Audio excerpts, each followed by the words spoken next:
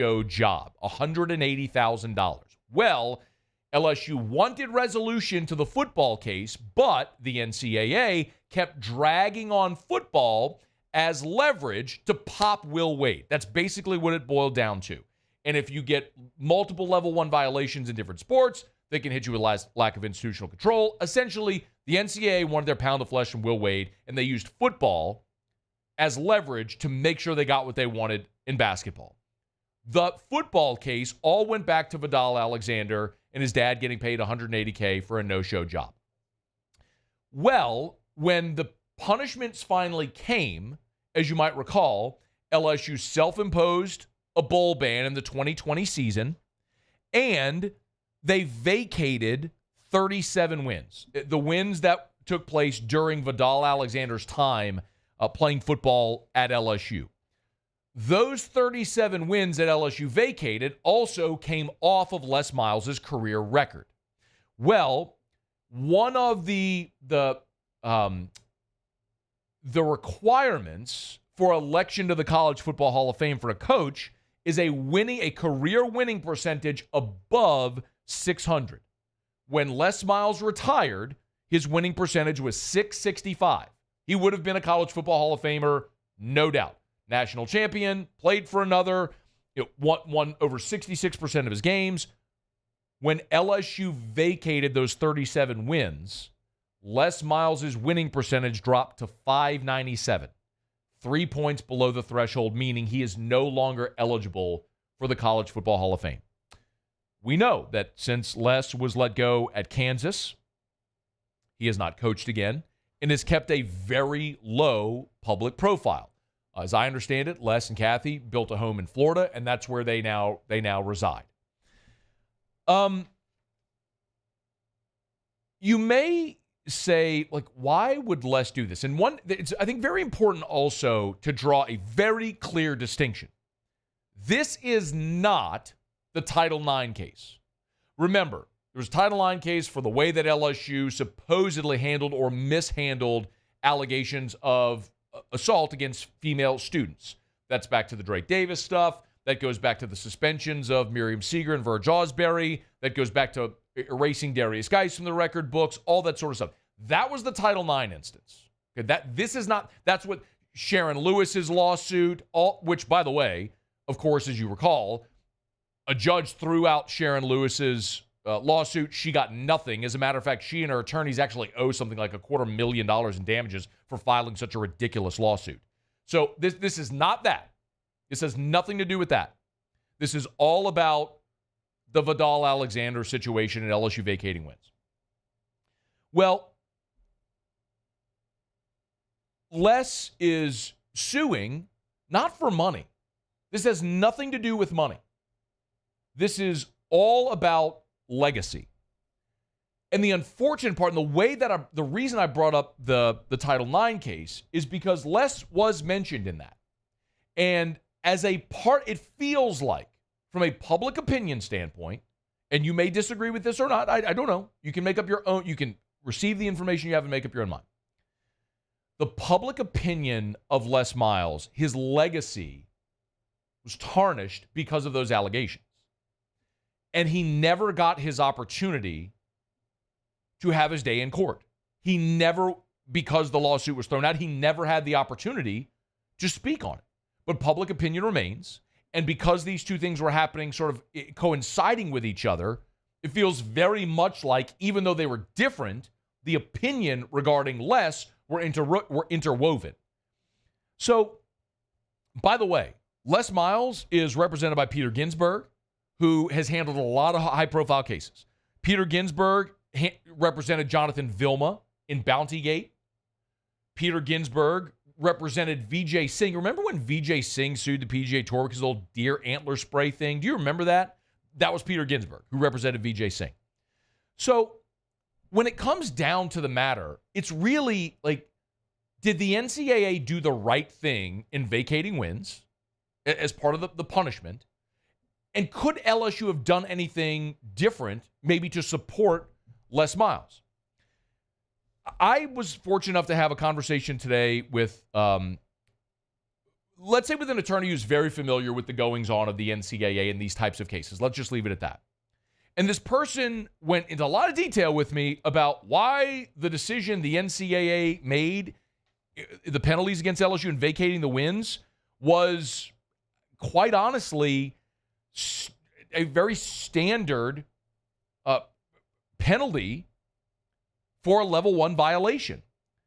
We looked at the structure of the violations from the NCAA, and the level 1 violations, which is a severe breach of conduct, include things that talk about substantial or extensive impermissible benefits, recruiting violations, things that undermine the integrity of college sports, lack of institutional control. All to say, very clearly, the Vidal-Alexander situation falls under a level 1. I don't think that should be any surprise. Now, if you read ESPN's report, which cites the complaint, I'll read these 2 lines directly, and this is from Adam Rittenberg at ESPN. I'll read these 2 lines. I want to read it directly, and this is where either Adam or the lawsuit have it incorrectly, or they're trying to allege something differently. Quote, the lawsuit notes that 2 of the 3 violations NCAA found with LSU football occurred after Miles' tenure as the team's coach. That's true. The level 2 violation involving Alexander was discovered 2 years after Miles' LSU tenure ended. I was given today the IARP result against LSU. All 17 pages of it. I'm looking at it right here. And in the penalties, they talk about the core penalties, and this is important.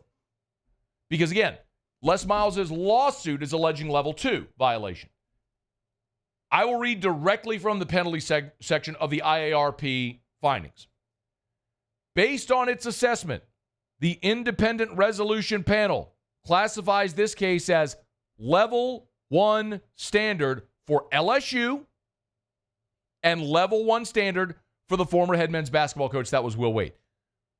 The level 1 standard for LSU is the Vidal-Alexander case. Again, the NCAA, the IARP, levied these penalties not against Les Miles, but against LSU, the LSU football program. As a result of these findings, yes, Les Miles' record was affected, but it wasn't levied directly against Les Miles. It was levied against LSU.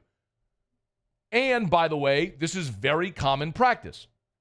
I had, again, the attorney that I spoke with today, who was very generous with their time, shared with me a sort of corresponding, a similar case from 2019 when TCU swimming and diving contested penalties of forfeiture. And one of the things outlined here, pull this up, Paulie. One of the things outlined here very clearly are the 6 criteria under which vacation of wins is appropriate. Academic violations, serious intentional violations, that would qualify. Direct involvement of coach, high-ranking school administrator, or booster, that will qualify. So that's 2 of the 3 so far. Large number of violations, disputable. Recent history level 1 violations, disputable. And when the panel concludes failure to monitor of lack of institutional control existed, that did happen. They hit LSU with failure to monitor because of the situation with John Paul Funes, the OLOL booster. So of the 6 criteria for which vacating wins could be possible, LSU checks 3 of the boxes. And it's any of the 6. LSU's got half of them. So yeah, vacating wins, while I think it's stupid, I'll never understand why we're trying to erase history that we all saw happen, why you're punishing current players for things that happened in the past, you're trying to erase that. Like, it's never made sense to me. I think vacating wins is one of the stupidest penalties ever. But in very clear, crystal clear, black and white, it was a level 1 violation, and vacating wins is totally appropriate under the letter of the law from the NCAA and the IARP. So from this standpoint, what they did was appropriate in vacating the wins. And yes, it negatively affected Les Miles. I can't understand why Les would do this. I mean, I know why Les is doing this. Les is 70 years old. This is about his legacy. He dedicated his life to coaching. He is a Hall of Fame coach on the field. There has certainly been conversation. I don't think that this is any great surprise. I'm not breaking news about Les, who may not be in the greatest health, which is one of the reasons why he has certainly evaded the public eye. And I don't fault him for that at all. Like, I had a great relationship with Les Miles. Really. Like, from a human-to-human perspective, I wish him and his family absolutely nothing but the best. So this is not in any way an attack in that sense. But for Les, I think this is a thing where he's looking at his legacy and saying, I was accused of things that I didn't do or that were misrepresented. I never got my day in court. I never got my opportunity to speak about them. It's now cost me not only my opportunity to coach, but now my legacy. And to whatever degree I can go represent myself, I'm going to do it. So I think that's what this is all about. But the reality is there is very little, if any, precedent for the NCAA to overturn something like this. So they rarely grant exceptions. I don't know that this is going to happen. It also just opens this whole bag of worms again for Sheerin Lewis and her crackpot attorneys to jump back in and start that whole conversation again if she wanted to. Yes, this would certainly give Les his opportunity to tell his side, and I wouldn't begrudge him that. But I also look and I say, is this really the method to go about doing it? Because for someone who spent so much time here and was beloved, regardless of how it ended, he was beloved, he was the hat, he was the grass eater, he was a national champion, he was all of those things. Yes, he was stubborn, but like anyone you love, like a family member, there's good and there's bad, and you love them for everything, even their faults, but there were so many more good moments than bad with Les. It feels like if what you're trying to do is regain legacy, this only sends things in the opposite direction. What you should do is spend the remaining time highlighting all the good, reminding people of all the good, instead of this, and let people go to bat for you in the same way Reggie Bush did and got his Heisman reinstated years later. And again, I think it's a stupid rule. Absolutely, Les Miles should be in the College Football Hall of Fame. Vacating wins is absurd. And to that end, I hope he wins. But wouldn't a better path have been for Les Miles to go make an appeal to the National Football Foundation to say, maybe we should amend this rule so that way I can get in? If the Heisman Trust was willing to re-award Reggie Bush's Heisman Trophy, people can change as times change. And the fact that Vidal Alexander got $180,000 12 years ago, or his dad got for a no-show job 12 years ago, is going to keep Les Miles out of the College Football Hall of Fame? That on its face is absurd. So yeah, he should be in the Hall of Fame. I'm just not sure this is the way to go about doing it. But as it all transpires, we'll certainly keep you posted. All right, we're brought to you by Parish Restoration. Was actually over at the office today. Got to see Jim Woodworth. I told you so. Mold Zero, Pure Restoration, now Parish Restoration. Same company. Jim, my partners, Richard Tilley, Ryan Terrio, heard me talking about Pure Restoration. They went and partnered with Jim. It's all now under the Parish umbrella. Full disclosure, I am not an owner in Parish Restoration. I'm just endorsing. They just happen to be under the whole parent company now. But same thing. Patented, non-toxic, dry fog, kill mold, remove odor. We're actually going to have them come out and fog my house. We'll do a bunch of video for it so you can see exactly how this process works. But it's easy, it's cost-effective, and it's efficient. It's Parish Restoration. Go to parishbuilt.com, parishbuilt.com. Hit the Restoration tab. You can learn more about the patented non-toxic dry fog building, from single-family residential all the way up to the largest commercial buildings you can imagine. They just recently fogged a 250,000-square-foot building in Louisiana, one of the largest buildings in the state. So you want to kill mold, remove odor, sanitize. You want Parish Restoration. Parishbuilt.com, parishbuilt.com. Okay, we'll go around the SEC when we come back. College World Series rolling on. Florida beating NC State 5-4 right now. They're bottom 8. We'll tell you if the Gators can hang on there in Omaha. Devin Sheeran, in about 40 minutes from right now. He's the big pitcher from Mount St. Mary's at LSU, got committed over the weekend. Really excited for that conversation that's coming up here in just a smidge. Stay with us. It's AFR. AFR. Brought to you by the Watermark Hotel and the Renaissance Hotel, two amazing hotel properties in Baton Rouge. Watermark downtown, Renaissance Southtown. Hey, set your calendar, or mark your calendar, I should say. Evenings at the Renaissance. The next spirit tasting is with Cantera Negra tequila. That is going to be a really cool event coming up on July the 5th. So that's going to be Friday, July the 5th?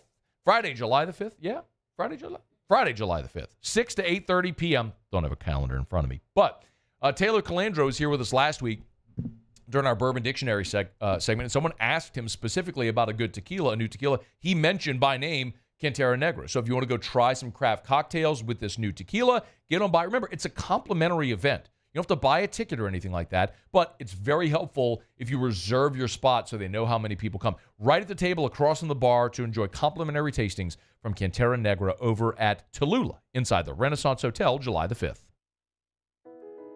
I've been doing business with Luba for 25 years. They're dependable, trustworthy. It's just the attention to detail with our clients. Our folks have years and years of experience. They're highly trained professionals. But many companies have that asset. What I'd like to think makes Luba a bit different is that we use those talents in a way that truly is dedicated to serving the needs of the folks who depend on us. Bayou Chrysler Dodge Jeep Ram is taking $20,000 off new 23 Ram 1500 trucks. We're open for business in our beautiful new showroom and taking $20,000 off the powerful Ram truck.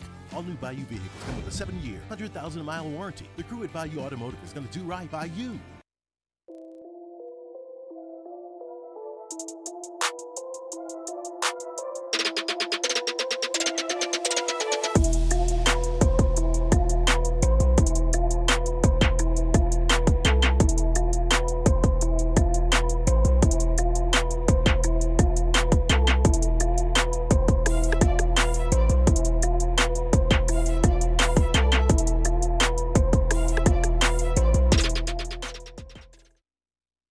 Farming is a way of life for us. It's not something we get up in the morning and dread going do. It's just something we go to bed at night looking forward to getting up to go do. John Deere equipment is what we as farmers strive to have. It's in your blood, it's in your veins. It's just a part of who you are. Green is what we want to be in. The other tractors were acquired to patch it up to get to where you want to be. Where we want to be is in John Deere. Flip the switch and learn more about what it means to be powered by sunshine at sunequip.com. Gulf Coast Office Products is a nationally recognized Savin office equipment dealer based right here in Louisiana. Over 100 employees strong, Gulf Coast has the boots on the ground to support all vertical markets, from education, engineering, legal, and finance. With the latest in office technology, from desktop to production segment units, Gulf Coast and Savin have the perfect fit for you. Call 225-756-2644. That's 756-2644 for Gulf Coast Office Products. Jerry and Benny Payne began Central Plumbing Company out of their driveway in Tanglewood Subdivision. 50 years later and 4 generations down the road, they continue to serve Baton Rouge and the surrounding areas for all of their plumbing needs. Residential, commercial, industrial, or hospitality, Central Plumbing is here 24/7, 365. We want to thank our customers, family, and friends for 50 years of success. And looking forward to 50 more.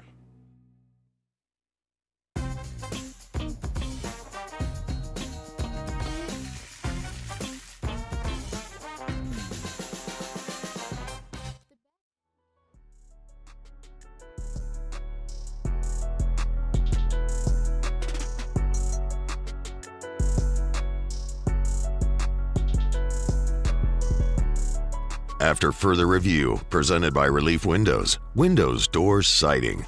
Oh yeah, they also do interior shutters. Join 104.5 ESPN Baton Rouge at the Texas Club Friday night for Rockstar Search Battle of the Louisiana Bands. I'll be there. Presented by Parish Construction and Roofing. Shout out. We've chosen 5 incredible bands from throughout the state to battle it out for a chance to open for Kenny Wayne Shepherd's July 13th show at the Raising Cane's River Center. The doors open at 7 and the first band will go on at 8.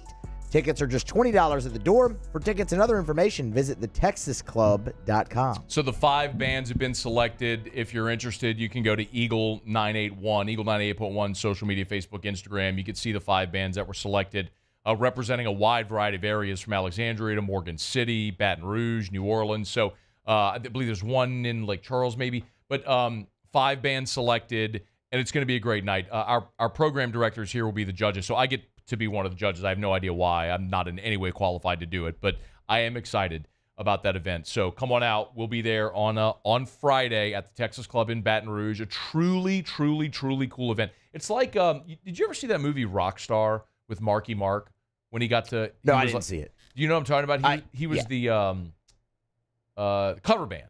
And so he was the front man for a cover band of his favorite rock band. And anyway, like the lead singer of the band quit or they fired him or something like that. And so he actually became the lead singer of the band.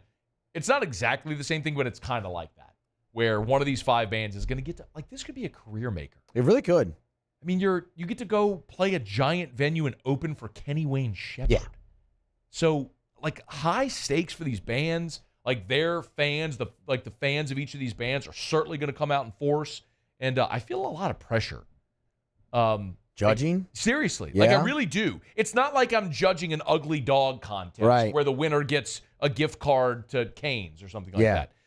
I mean, it's like a huge opportunity. This could change somebody's life. I just really hope that the answer is very obvious. We go watch the 5 bands, and it's just very obvious who the winner should be. That's what I'm hoping for. But I hope they all do exceptionally well. So y'all come out. Are you coming? You coming, Paul? Muse? No, sir. I will be packing and leaving for vacation. Okay. Sorry. I don't blame. That's okay. When are you out? Next week. All next week? All next week. Okay. Whew, we got some vacations coming up. I'll tell you what. That reminds me. T-Bob just asked for part of next week off, and Hester didn't tell me yet if he's taking those days off. So this is the life of the program director. Everybody's issue is your issue when you're in charge. Yeah, and when you got to manage those two who don't reply to texts and emails, it's very difficult. Let me go talk to T-Bob. All right, it's after further review. We're glad you're with us. Let's go around the SEC. Around the SEC, bringing you the biggest news from the nation's best conference, the Ole Miss Rebels. Lane Kiffin got a commitment from 4-star defensive lineman Andrew Maddox out of Hattiesburg. Chose the Rebs over Auburn, Mississippi State, Florida, Texas A&M, the number 175 overall prospect in the country, the number 16 defensive lineman. The Arkansas Razorbacks. Couple of commits for Sam Pittman, 4-star offensive tackle Connor Howes, Howes. Tell me I missed. That is an important distinction. Howes might Could be Howes. Going with Howes. It's a 4-star, number 395 in the country, and 2025 edge Keandre Johnson also committed. He picked the Razorbacks over SMU, and we know SMU is legit. Bama's pillaging SMU for talent now. SMU, LSU, Texas A&M, and others. He's in the top, just inside the top 500 national. The Kentucky Wildcats. Cornerback Andrew Purcell has committed to Kentucky. He's a 3-star, 5'11", 185. Picked the Cats over Georgia and Miami. Expects to play cornerback, although he is a versatile DB. The 9th commit for Kentucky's 2025 class. The South Carolina Gamecocks. 4-star interior offensive lineman Shed Surratt has committed to the Gamecocks. Picked the Cocks over Tennessee, Florida State, Missouri. 6'3", 290, number 394 overall in the country, the number 32 interior offensive lineman. The Auburn Tigers. A couple of baseball notes. East Carolina outfielder Bristol Carter. Oh, we got to get Sharif. Bristol Carter. Not to be confused with the Speedway or the city where ESPN is located, just this man's first name. Bristol Carter from East Carolina has committed to Auburn. He's an outfielder. Hit .346 last year for the Pirates, started 46 times. The Vanderbilt Commodores. And infielder Matt Ossenfort has entered the transfer portal. He was the number 332 overall player in the country, the 10th best first baseman coming out of Florida a year ago. Just one season at Vandy, only made 6 appearances with 11 at-bats. Okay, there you have it. That is Around the SEC. We're presented by Relief Windows and ReliefWindows.com, title sponsor of our Monday shows all throughout the year. Really want to remind you, man, get on by Relief Windows. Go to the website if you want to schedule that consultation. Been telling you about their really cool 3D imaging where if you want to see what your windows and siding would look like on a home instead of just flipping through a flip book or panels, looking at small panel samples, you want to see exactly what it would look like in this 3D imagery, Relief Windows makes that happen. So get on by ReliefWindows.com, set a consultation with one of their great consultants, and they can go through all your options. ReliefWindows.com. Windows, doors, siding. Oh, yeah. They do indoor shutters as well. Relief Windows and ReliefWindows.com. All right, y'all, it's after further review. Remember, you can always get in touch with the show. Email us, tweet us, text us in the 225-396-4400, 396-4400. Lots of ways that that you can get involved in the show. Thanks to everybody. I was checking the text line.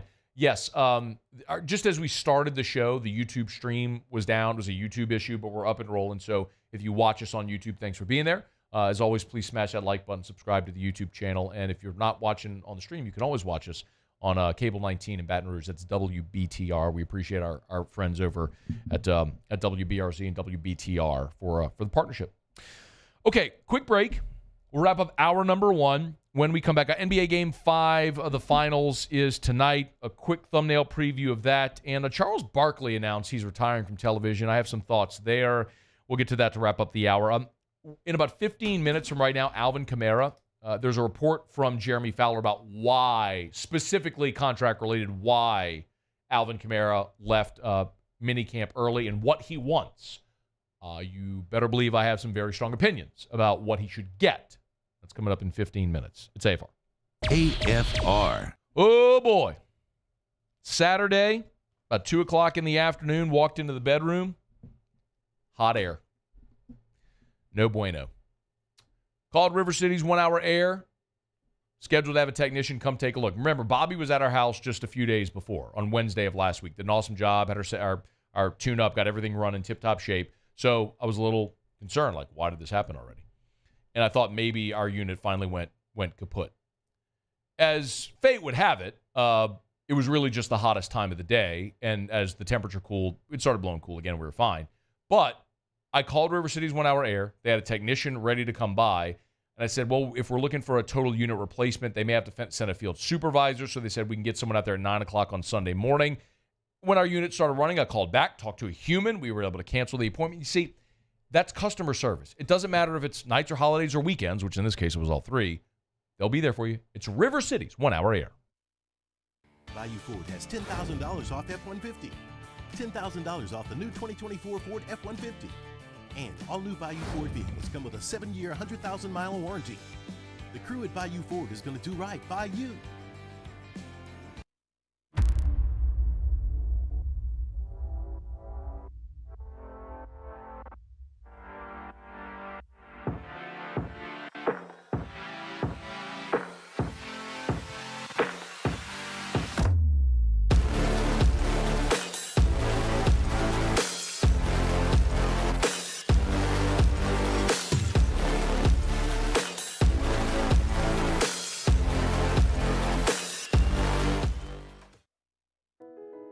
I've been doing business with Luba for 25 years. They're dependable, trustworthy. It's just the attention to detail with our clients. Our folks have years and years of experience. They're highly trained professionals. But many companies have that asset. What I'd like to think makes Luba a bit different is that we use those talents in a way that truly is dedicated to serving the needs of the folks who depend on us. When it comes to ending cancer, we push forward, always working together for you. That's why our cancer experts at Ochsner have clinically integrated with MD Anderson Cancer Center. This means advanced cancer care, including access to life-saving clinical trials and integrating care to treat the whole you. Introducing Ochsner MD Anderson Cancer Center. Long live you. There it is, the extra mile, on the border of expected and extraordinary for those willing to go further, like vans customized for work or play, with safety and tech to keep you connected, supported by a 5-star sales, service, and finance team, and backed by the 1-star you know. So go the extra mile. It's never crowded, because so few have what it takes to go there. Mercedes-Benz Vans. Breck teamed up to reimagine your parks, and you imagined big. With your help, we went to work, creating 12 beautiful community parks across the parish. A family-sized water park, miles and miles of trails, and parks just for your dogs. There are more places to splash, to explore, to run wild, and even soar. You imagined, we delivered. Gold. Breck. your #1 park system in the nation. At Relief Windows, we're more than windows. We're windows, doors, hardy plank, and vinyl siding. But our #1 product is always customer satisfaction.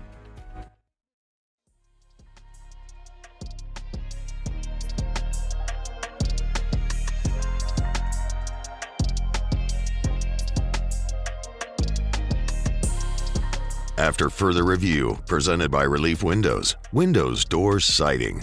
Oh yeah, they also do interior shutters. All right, wrapping up hour number 1.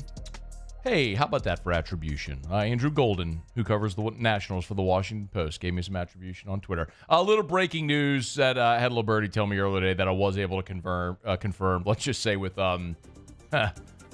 someone very close to Dylan Cruz. Dylan Cruz today has been promoted to AAA. He'd been with Harrisburg, with the Senators there in AA in the Nationals organization, and today Dylan Cruz promoted to AAA with the Rochester Red Wings. So Cruz, who had hit just a shade under 300 in AA, but is just on a fast track, obviously, and in that organization, he's going to move quickly. And you've already seen players, not only Paul Skeens called up, from this draft class, already make their debut.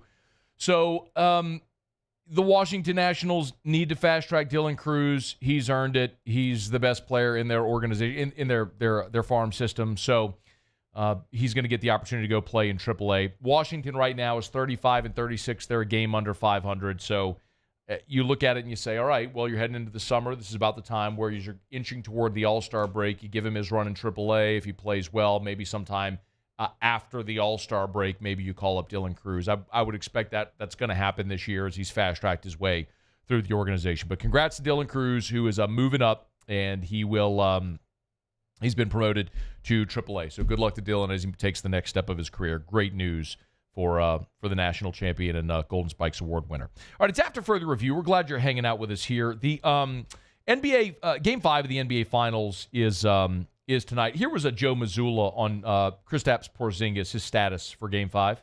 I haven't talked to him yet. We're going to talk about that before we start at 2. And so I'm not sure kind of where he's at, but he's trying. He's doing everything he can to try to put himself in position to be out there. I know that for sure. The game tonight, as the series shifts back to Boston, the Celtics are a 6.5-point favorite, and they'll likely hoist the trophy. I'd like to see them break this whole game down for you. You've seen it. Boston's been the best team in the NBA all year. They started 3-0. Dallas, with their season on the line, at home, played their best game of this series. They blew out Boston. It's shifting back to Boston, and my expectation is Boston will hoist the Larry O'Brien trophy tonight. I think that's the expectation. For most people, they're a 6.5-point favorite. We'll see how it all goes. It would be Boston's first title since 2008, the Kevin Garnett Anything is Possible championship. So that was a moment that lives on in all of our hearts and minds for whoever loves sports. But it's also one of the reasons why, regardless of the sport, I do love watching championship events. Like whenever, if it's a Game 7, or even if you're not following that series per se, to watch the closeout game, the closeout moments is pretty cool. Because you do have a lot of moments in those championship moments that you'll see on repeat forever. If it's Kobe hugging the Larry O'Brien trophy, of course, Michael Jordan crying in the locker room on the ground after his father had died, his first championship after his father had been murdered. There are so many of those. Just think locally with Drew Brees holding his son Balin, was catching the confetti with the earphones on. Those are the types of moments that kind of live forever, and you might have another one tonight. So we'll see how it goes with Boston and Dallas, but it feels almost like a formality. Obviously, if Porzingis is able to go, it would be a great benefit to Boston to have one of their best players available, but I do expect Boston to win tonight. We'll get a pick from Jimmy on Otter Locks coming up in hour number 3, see where the Otter falls, where the money is being placed tonight. There was another giant piece of news from the weekend in the NBA. We'll get to that here in a second, but we are brought to you by Evamor, EVAMOR. Y'all, we are into the summer months. The triple-digit heat indexes are here. If you spent yesterday outdoors, you realize just how hot it is. Make sure you're hydrated. Drink Evamor. This is natural artesian water. Got a bottle of Evamor on the set with me every single day. That's a prop that people see, but what you don't see is I have a bottle down below that I drink during the show, and I drink all day. If you go into our home and our kitchen fridge, our fridge in the outdoor kitchen, you'll see tons of Evamor because that's what I drink. It's a healthier option. for your family, for your children, healthier form of hydration. There are people, if you go read reviews, that say because of the sodium bicarbonate, it's because it's a natural occurring, that it helps with acid reflux, heartburn, indigestion. Check it out. It's Evermore. Just try it. Great local retailers, EVA, MOR, and it's a Louisiana product. Quit buying water from Texas and from foreign countries. Buy a Louisiana product that's natural artesian water. It's Evermore. Order online, evermore.com, or at great local retailers. Charles Barkley announced his retirement from TV after the NBA Finals Game 4. I've talked to all the other networks, but I ain't going nowhere other than TNT. But I have made the decision myself. No matter what happens, next year is going to be my last year on television. That's a bummer. Everybody's run ends at some point, and Barkley, that whole NBA on TNT cast is just spectacular television. And Barkley's 61 years old, and it's fair to say, how often do you want to do that? When you're working in a studio 80 nights a year, however many it would be. But he'll call it quits after next season. So enjoy it while you can. Hour 2 next. AFR. Hey, the trade-in event is still going on right now at South Point Volkswagen. I was talking to Kerry Manuel last week, who's their certified pre-owned manager. The trade-in and trade-up event is going on at South Point Volkswagen. They need your certified pre-owned vehicles. They want your trade-in, so they're giving you top dollar. Like right now, you can get 0% for 60 months on 2024 Taos if you want to check out the inventory. Again, they're giving amazing deals. How about 2.9% for 60 months on Atlas or Crossport? Erica drives an Atlas. I drive the Crossport. Crossport just takes out the third row, little sleeker design, but whatever's best for you.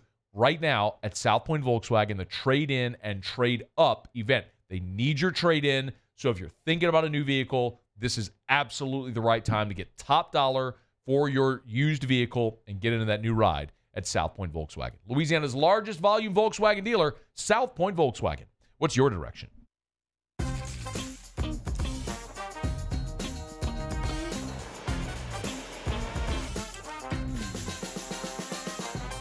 The best kept secret in town is out. Discover Tallulah at the Renaissance Hotel on Bluebonnet. I've been doing business with Luba for 25 years. They're dependable, trustworthy. It's just the attention to detail with our clients. Our folks have years and years of experience. They're highly trained professionals, but many companies have that asset. What I'd like to think makes Luba a bit different is that we use those talents in a way that truly is dedicated to serving the needs of the folks who depend on us. There it is, the extra mile, on the border of expected and extraordinary for those willing to go further, like vans customized for work or play, with safety and tech to keep you connected, supported by a 5-star sales, service, and finance team, and backed by the 1-star you know. So go the extra mile. It's never crowded, because so few have what it takes to go there. Mercedes-Benz Vans. The Windsor Senior Living Community in Mandeville, Louisiana is a beautiful, vibrant apartment community geared toward seniors. They are nestled right in the heart of Mandeville, where seniors live a more carefree lifestyle in spacious apartments with the peace of mind that comes from having a little extra help. Call the Windsor at 985-624-8040 to schedule a lunch and tour. Come see how the Windsor can be your passport to peace of mind. Electricity is all around us, and our families depend on it. Every day is sparked by the power of a cold drink or a warm meal, a movie night, and a comforting light at the end of a dark hallway. From sunrise to sunset, playtime to bedtime, our team is ready to take care of your electrical needs, even in the case of an after-hours emergency. The light in your life shines brighter with Mr. Electric. Hey, it's Matt Moscona. For years, you've heard me tell you about Insurance Network of Louisiana, helping you find better coverage for less money. But it's not just for your home and auto. They also offer commercial property. So, retail stores, professional offices like doctors, dentists, attorneys, clothing boutiques, Insurance Network of Louisiana can find you better coverage for less money. They service the entire state of Louisiana, and they're local. So call today at 293-0450 or lainsurance.net.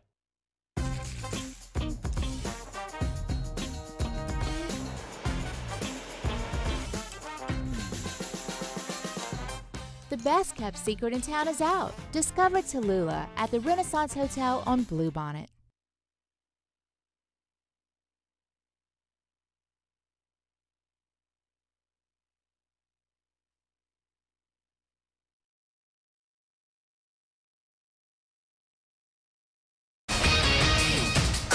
I'm Christine Lisi. The Larry O'Brien Trophy for a second straight game will be in the building tonight. The Celtics, coming off one of their worst postseason losses ever, can clinch a record 18th NBA title in first in 16 years with a win over the Mavericks in Game 5 of the Finals.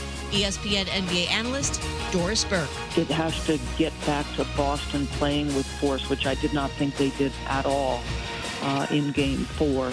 And the other thing I think they need to do is not simply look for the one advantage, which is attacking Luka Doncic. I think they've got to seek several advantages. Yes, their drive and kick is their best aspect, but their offensive rebounding, when the ball starts popping, when Jaylen Brown is out in transition. Doris Burke on Carlin versus Joe, Game 5, 7:30 Eastern, ESPN Radio, 8:30 Eastern on ABC. Yankees ace Garrett Cole will make his season debut against the Orioles Wednesday. He started the season on the injured list with nerve irritation and edema in his right elbow. Dodgers play shortstop Mookie Betts on the IL with a broken left hand. Philly shortstop Trey Turner returns from a strained hamstring tonight against the Padres.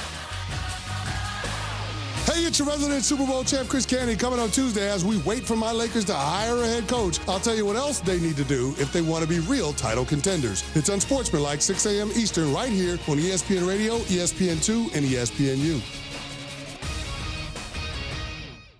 Matt Moscona. I'm very important. After further review. Say it one more time. After further review with Matt Moscona. And here we Live from the Mercedes-Benz of Baton Rouge Studios. Let's ride!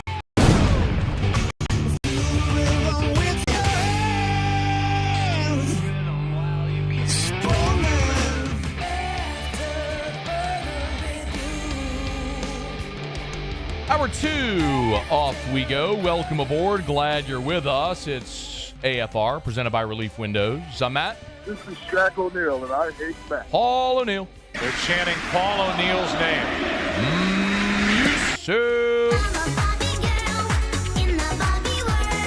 And Mr. Toby Tom Plate.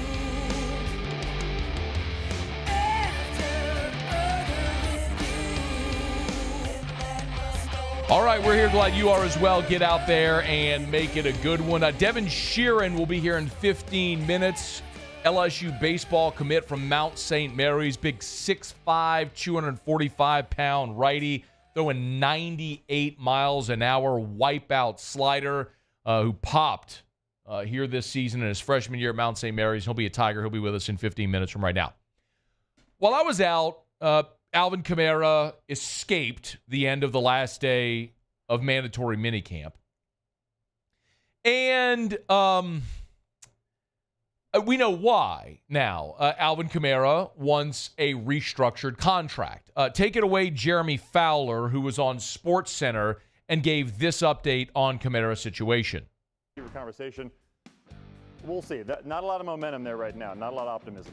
And you got Alvin Kamara, so I can confirm he missed the final day of minicamp, and that was contract related. He's got 2 years left on his deal, due $11.8 million this year. The problem is next year is due $25 million non-guaranteed. The Saints, there's no way that they're going to pay that. And so I'm told Kamara is open to doing a reworked 2-year deal, strengthen his guarantees in year one. They've talked about it so far, not a lot of momentum. We'll see some shakes out, but he could be a threat to miss training camp if they don't get something done before late July. He did. Okay, so that was the report from Jeremy Fowler on SportsCenter from the horse's mouth. Kamara, his holdout, contract related, or leaving minicamp, contract related. He wants a restructured deal, and I get it. Wouldn't you? Fowler just laid it out for you. Alvin Kamara, when he signed his deal, it was a 5-year. $75 million contract. And it was a contract that Alvin Kamara earned. And I understand we can look back with the benefit of hindsight and look at the contracts that the New Orleans Saints gave to Alvin Kamara, to Michael Thomas, and go, ugh, you paid the wrong guys. You let Trey Hendrickson and Marcus Williams walk. And you know what? You're not wrong. They paid the wrong guys. But that's with the benefit of hindsight. At the time, Michael Thomas was awesome in the first year of his deal, won the Offensive Player of the Year award, set a record for receiving yards in a season. And then Kamara, obviously, the first 4 years of his career, he was arguably the best, certainly most versatile back in the NFL. McCaffrey was good, but had some injury issues and was playing on a bad team in Carolina. So I had no problem paying Alvin Kamara when they did. It's just we can look back with the benefit of hindsight now and realize you paid the wrong guys. So you look at Alvin Kamara, and Jeremy Fowler said it, but I'll repeat it in case you missed it. Kamara's got 2 years left on his deal. He's owed $11.8 million cash in 2024, and his $25 million for 2025 is completely not guaranteed. Now, the Saints could cut or trade Alvin Kamara next year, and they'd count $10 million against the salary cap. And so they'd have a little bit of a dead hit there, but it's better than paying him $25 million for a declining player. And as much as I love Alvin Kamara, and I have talked about this at length over the years, he is the most electric running back ever to play for the New Orleans Saints. Deuce McAllister had a great career, was the franchise all-time leading rusher when he retired. Mark Ingram, you know how I feel about Mark Ingram. If he were a day 3 draft pick, I'd have a much different feeling. As a first-round draft pick, who you traded back up to get, longevity, but really didn't do anything for the first 4 years of his career. Reggie Bush was dynamic, was part of the Super Bowl team, but when you're the second overall pick, there's grander expectations. I get it. Alvin Kamara coming in as a third-round pick and becoming the franchise's all-time touchdown leader, a guy who had over 80 receptions each of his first 3 seasons in the league to go along with the dynamic running ability. Kamara has been magnificent. He's a New Orleans Saints Hall of Famer. He has been one of my most favorite players to watch. I have to lay this out there because two things can be true at the same time. The fact that you love Alvin Kamara, he's been an exceptional player during his time in New Orleans, was totally worthy of the contract you gave him at the time you gave him that contract. And it can also be true that you don't spend another dime extending Alvin Kamara, certainly at the rate that he wants. When we just look black and white at numbers, Alvin Kamara is approaching 30 years old, and we know running backs fall off a cliff when they hit 30 in the NFL. That is across the board, almost just like there's this magic pill. Like in Field of Dreams, when you walk across the rocks, you can never go back. That's what it's like in the NFL for running backs. You hit 30, boom. Now all of a sudden you go from being the stately young dude to being the old guy with a hat carrying an umbrella, slapping a girl in the back who's choking on a hot dog. Like, that's what happens when you're 30 years old. And with Alvin Kamara, I can look black and white at a guy that in the last 3 years we have seen Alvin Kamara decline. And he has not played a full season since his rookie year when he played in 16 games. Started only 3 that year, but from that 16, 15, 14, 15, 13, 15, 13. Missed 4 games last year. You have a guy that hasn't been able to stay healthy, has had injury issues, and we've seen the productivity drop. When you look at his yards per carry, he went from 5 yards per carry in the COVID year to 3.7 to 4.0 to 3.9. Alvin Kamara is a declining player. Yes, the offense stunk. Yes, it was not creative. Yes, when you got rid of Mark Ingram, he had to shoulder more of the load, and maybe that accelerated him reaching the end of his career. All of that can be true. Team guy, played his role, everything. It doesn't change the fact that you don't give contracts for what they did. You give contracts for what you are projecting them to do.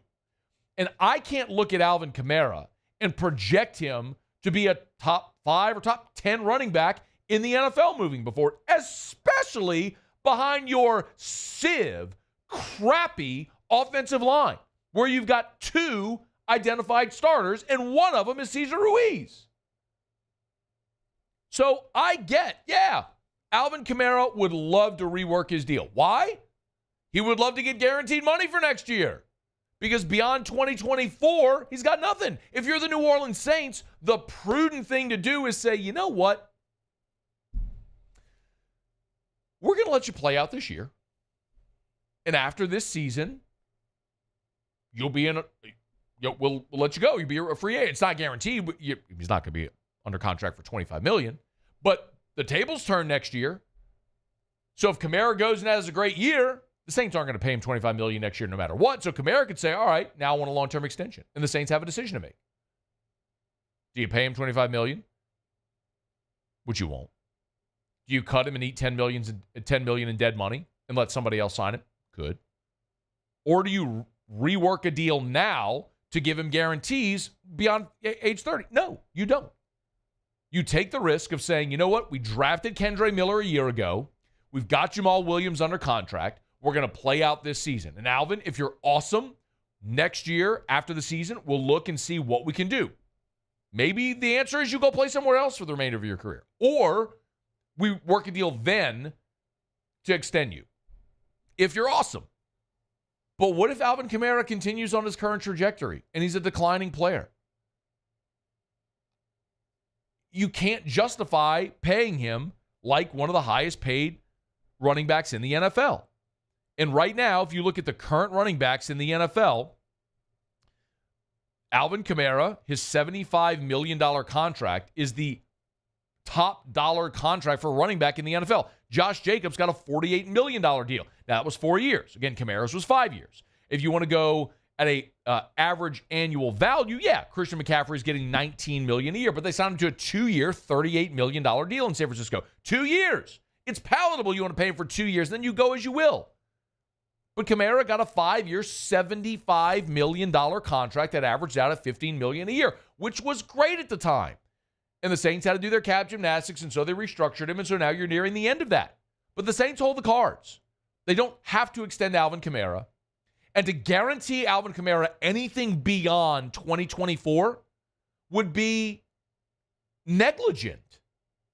It would be fiscally irresponsible. I don't care if the cap's going up and you say you can afford it. It's like, oh, well, we're in debt. Look, I'm going to make more money, so I keep putting more money on the credit card. Stop doing that. How about make more money and pay off the credit card? At some point, this organization has got to look at it from a fiscally responsible standpoint, and you have to make tough decisions about players that you're emotionally attached to. And I love Alvin Kamara.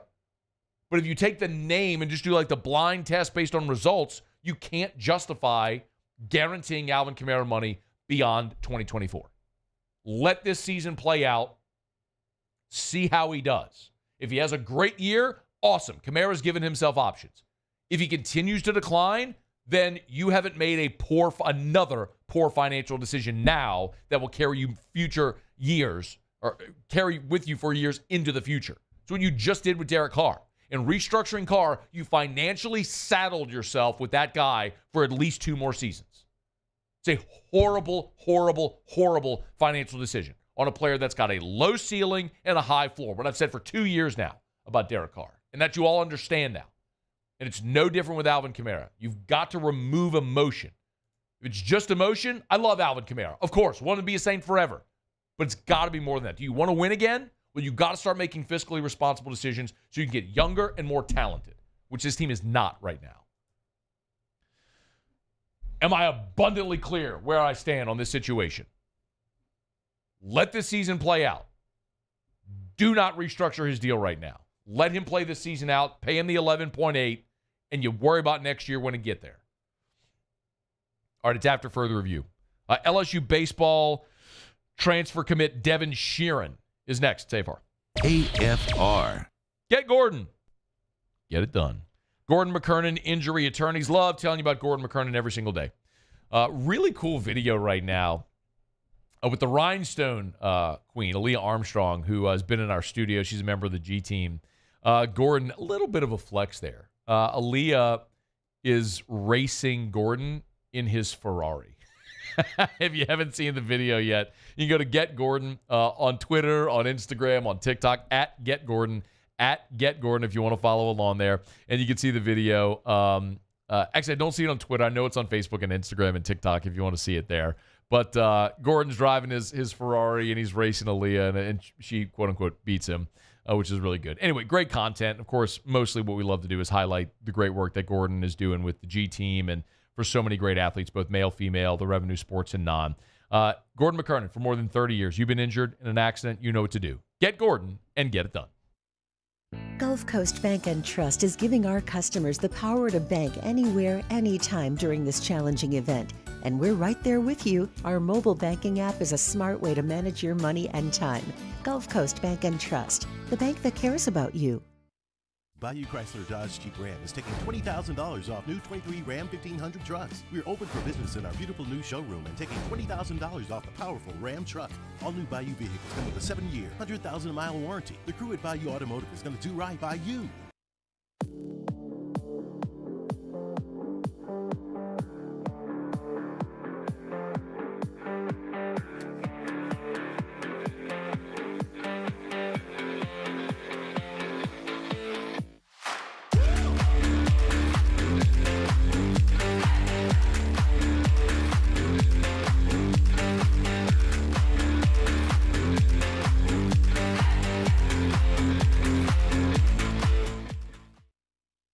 Farming is a way of life for us. It's not something we get up in the morning and dread going do. It's just something we go to bed at night looking forward to getting up to go do. John Deere equipment is what we as farmers strive to have. It's in your blood, it's in your veins. It's just a part of who you are.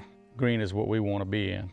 The other tractors were acquired to patch it up to get to where you want to be. Where we want to be is in John Deere. Flip the switch and learn more about what it means to be powered by sunshine at sunequip.com.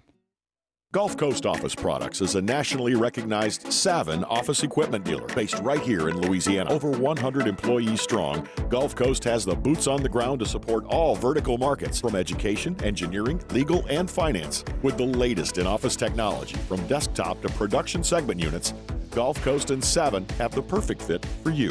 Call 225-756-2644. That's 756-2644 for Gulf Coast Office Products. Jerry and Benny Payne began Central Plumbing Company out of their driveway in Tanglewood Subdivision.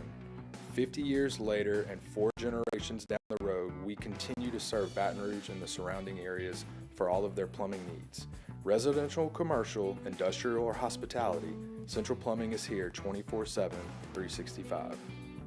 We want to thank our customers, family, and friends for 50 years of success. And looking forward to 50 more. I've been doing business with Luba for 25 years. They're dependable, trustworthy. It's just the attention to detail with our clients. Our folks have years and years of experience. They're highly trained professionals. But many companies have that asset. What I'd like to think makes Luba a bit different is that we use those talents in a way that truly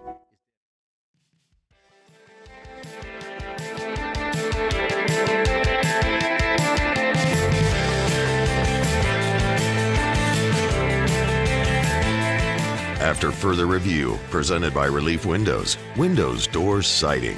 Oh yeah, they also do interior shutters. Portal happenings over the weekend. Jay Johnson and the Tigers got 2 commitments, one of them from Mount St. Mary's righty Devin Sheeran, who, man, what a really fascinating story. And looking forward to delving into this conversation. Devin Sheeran joins us now. Devin, we appreciate it, man. How are you? Great. How you guys doing? Doing really well. Okay, so I looked up a profile on you when you were coming out of high school and said you were 6'2", 200 pounds.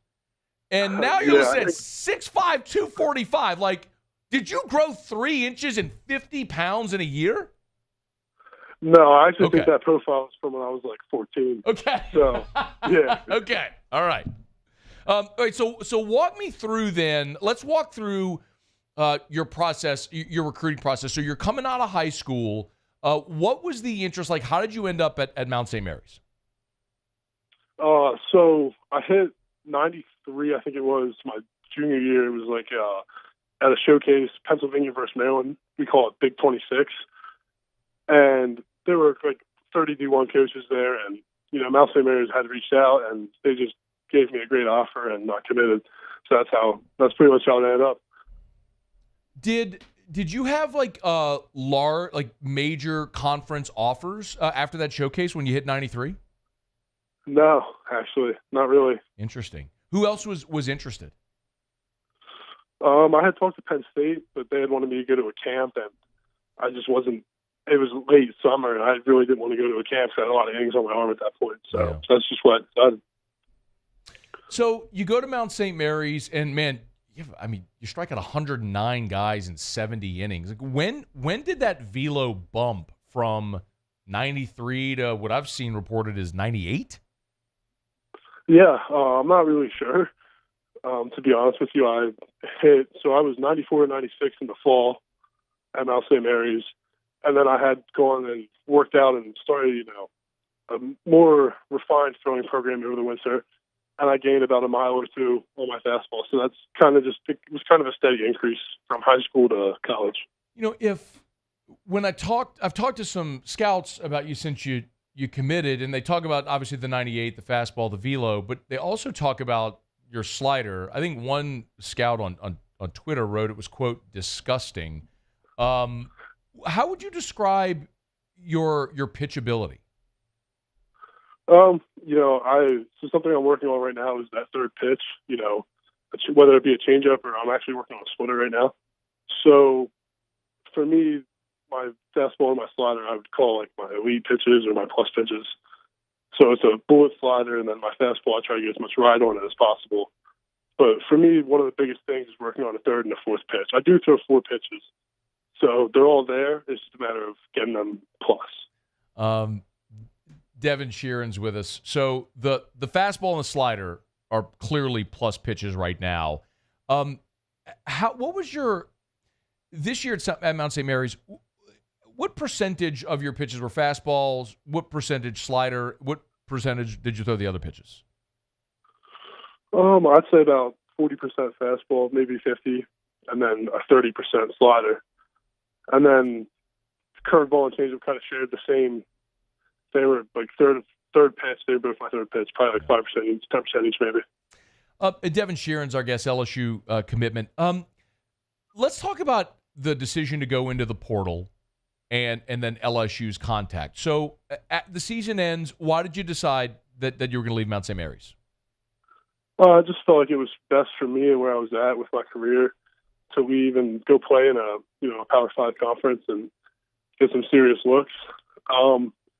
So I love my time at Mount St. Mary's. Coach Leone and the staff over there did a great job with getting me in and helping me become a better baseball player and a better person. And I feel like I'm leaving Mount St. Mary's in a great spot. But when I had entered the portal, they Coach Johnson and LSU reached out pretty soon into my recruiting. So how soon? I would imagine. Look, man, dude at 6'5", that throws 98. You're gonna get a lot of interest. So you go into the portal. How soon did you start getting those calls? How soon did LSU reach out? To be honest with you, probably within. I'm not really sure. It's been it was a pretty hectic, but I'd say within the first 2 days for sure. How many teams reached out? I think on my Gmail it said 79 at least, and then some had already reached out through social media or something. But right after I hit the portal, it was like it was pretty soon. It was like within 5 minutes, people started hitting my DMs on Instagram. So. Oh man, what was the wild? You don't have to name a school, but what was the wildest thing, most memorable thing that anybody said? I think somebody was just like a couple players were just like, "Hey, come out to the visit." That's like all they said. They didn't really say anything else. Yeah. So it was on Instagram. So you visited LSU this past weekend, yeah? Yes, sir. So, did you get here? Did you get to Baton Rouge on Friday? I would assume. No, I had actually gotten to Baton Rouge Wednesday night. It was. Okay. So Wednesday, and then your commitment came Friday, if I'm not mistaken. Friday morning I told Coach Johnson. Tell me about that conversation. So it was great. He basically told me, look, this is what, this is what we're offering, and we're giving you a scholarship to come here and play. And I was like, Coach, this is all I dreamed of, and I want to commit. So I just told him I wanted to commit there on the spot. And you got 2 years of eligibility, right? Yes, sir. Okay. So I'm 18 right now, so I'll have 2 years of eligibility for the draft. Do you have you talked to I'm sure you doctors, whatever projections, are they anticipating you getting bigger? Do you have dudes in your family that are 6'10"? Not really. Okay. Honestly. I'm kind of an outlier. Okay. In the height regard. 6'5", 245 will kind of do it. What I've heard. Yeah. Well. No, go ahead. I'm kind of I might be a little taller, 6'5". That's from when I was in high school. That reported. Okay. So how big are you? I actually weigh a little less, but I'm a little taller. I'm 6'6", 6'7", and then probably 240. So if I walked you into here in studio right now, and I just barefoot against the wall, and I got the little thing like at the doctor's office where they put it down against the top of your head, 6'7"? Yeah, it's probably 6'6" and a half. Okay. 6'6". Man, that arm angle, that's something to work with, huh? All right, so 6'6" and a half, 240. I've had so many prospects. I love asking this question, Devin, what it's like being recruited by Jay Johnson, because we always hear these stories about what an elite recruiter he is, how good he is at that. What stands out? What makes him so good at that part of the job? Well, I think he just, to me, he showed that he really cared about me and really cared about my visit and took the time out of his day to come. He actually took time out of his day to come eat lunch with me. So that was, really cool. So that was really big for me. That was one of the biggest things. I just thought he really cared. Did you get a chance to meet Nate Yeske, the pitching coach? Yeah, he's great. We had some pretty in-depth talk about pitching and things that we're going to do to develop and work together. A couple more for you. Did they talk about your role in 2025? Meaning, are you coming in to compete for a weekend rotation spot? Is it a bullpen spot in 25, rotation 2026? Did you have those conversations? Yeah, we talked about, I'm going to have the ability to compete for a starting spot. And he said one of the things I do really well is I hold my velocity throughout the innings. So I could be, 90 pitches deep and I'm still maintaining my velocity. Are you a Pirates fan? No, I'm actually a Phillies fan. I'm from more of the Philly area. Okay. Well, I know you're from Reading, and full disclosure, I don't know all the geography of Pennsylvania. So well, I was going to ask, have you watched Paul? Have you watched Paul Skeens? I would have to imagine, Devin, for a tall power arm righty, that somewhere in the conversation with Jay Johnson, a recruiting visit, he probably mentioned Paul Skeens transferring in. Yeah. He had mentioned Paul, and Paul's great. He's somebody that I would like to replicate. Coming in and develop how he developed. I would like that too. I think everybody listening to us right now would love that too. What did you get to eat while you were in town? I went to Fleming's, and that was great. Okay, I really liked it there. So no seafood. They didn't get you any gumbo or etouffee or anything. No, I don't think we got there. It was. I got some seafood at Fleming's. I had some lobster and some crab, so that was good. Attaboy. Dude, you're on a recruiting visit, you better order lobster. You can't get a surf and turf, man. By the way, when you're in the portal, is it the same as when you're in high school where you get 5 official visits, or can you go on as many as you want? I actually think nowadays it's as many as you want. That's interesting. But yeah. I only went on 2, so. Okay. Who else did you visit? Georgia. All right. So you picked the right SEC school. You said no thanks to Wes Johnson. You went with the right Johnson, with Jay Johnson. But Wes was great here as well, man. Hey, Devin, I know a lot of people are looking forward to seeing you pitch next year. So what's the summer like for you, man? Are you gonna be in a collegiate summer league, or are you taking the summer off? So I'm planning on taking the summer off, but I am looking forward to figuring out. I might be doing Team USA here coming up in a couple weeks. Well, about a week, actually. Not really a couple weeks, June 25th. Yeah. But I'm just waiting to see if my name's on that list yet and I get the roster invitation. That'd be awesome, man. Stephen Milam, of course, tried out as well. Your future teammate there at LSU, so we'll see how that all goes, man. Hey, Devin, it's a pleasure, man. Congrats on your commitment. Good luck to you this summer and next year. I'm sure we'll keep in touch, okay? Yeah, thank you very much. Man, it's our pleasure. Y'all follow Devin on social media. He's got Twitter. He's got Instagram, DevenSheerin, if you want to give Devin a follow. That's a pretty – I'm glad he clarified about the size distinction because they're like – it's you can imagine – when you're searching for a profile of someone at a lower classification, look, he pitched against Mississippi State this year as well over at Mount St. Mary's, so he did face an SEC opponent. But it's sometimes just hard to find information when you don't have like a really there's not a ton of media around the program or sports information. So one of the things I saw was he was like a third baseman. Like Perfect Game had him as an unrated third baseman, and he was 6'2", 200. And then you see him pop up, and it's like, boom, 6'5", 245. He's throwing 98. That's a massive jump year to year. But as he said, he was throwing about 90. As a senior in high school, was throwing about 93. Hit a showcase event. Mount St. Mary's had offered. And so he went there, clearly just gained the velo up to 98. The slider is disgusting. And you have a guy that's going to compete for the rotation in 2025, and even if he doesn't make it in the rotation, he said he's 18 years old, man. He'll keep growing and developing. That's going to be really interesting to watch him grow into his body and continue to develop. So, Devin Sheeran, we appreciate a couple of minutes. Jay Johnson rolling in the portal. We're brought to you by First South Farm Credit, firstsouthland.com, firstsouthland.com. Thinking of buying land? You call the people that have helped Louisiana buy land since 1960. I tell you all the time, you got a leaky pipe, you call a plumber. You got a roof issue, you call a roofer. If you want to buy land, you call the people that have helped Louisianians buy land since 1916. It's First South Farm Credit. You hear Ben McDonald talk about First South Farm Credit all the time.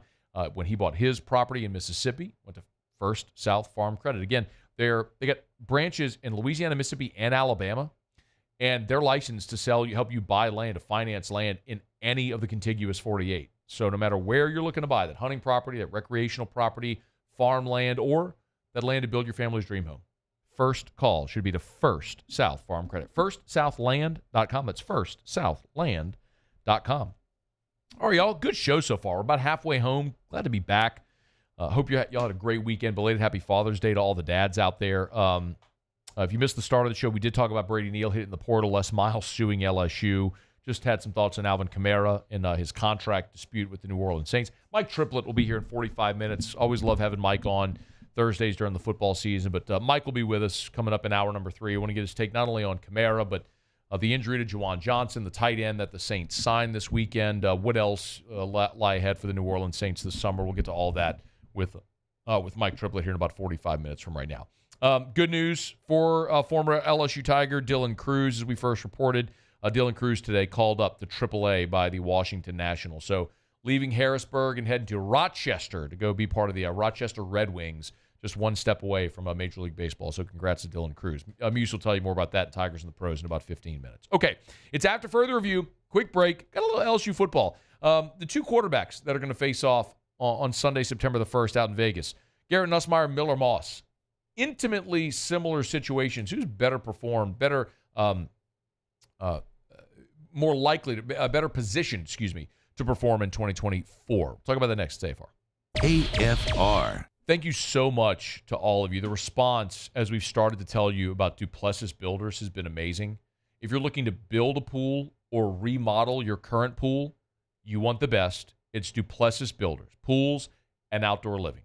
Go to the website, go to their social media. You can see pictures of the gorgeous work that they do. DuplessisBuilders.net, DuplessisBuilders.net. The most important thing to tell you, though, you can find a lot of companies that can show you beautiful pictures of the pools that they do. But Derek Duplessis has an engineering background. Graduated from LSU in mechanical engineering, minor in aerospace engineering. And as a result, with his engineering background, they will not cut corners. If you're just shopping for who's going to build you the cheapest pool in the quickest amount of time, that's not going to be Derek Duplessis. They're a premium product that lasts. You can expect 2 months for the full completion of the process. So understand that going in, but you will be thrilled with the product. DuplessisBuilders.net. Value Ford has $10,000 off F-150. $10,000 off the new 2024 Ford F-150. And all new Bayou Ford vehicles come with a 7-year, 100,000-mile warranty. The crew at Bayou Ford is going to do right by you.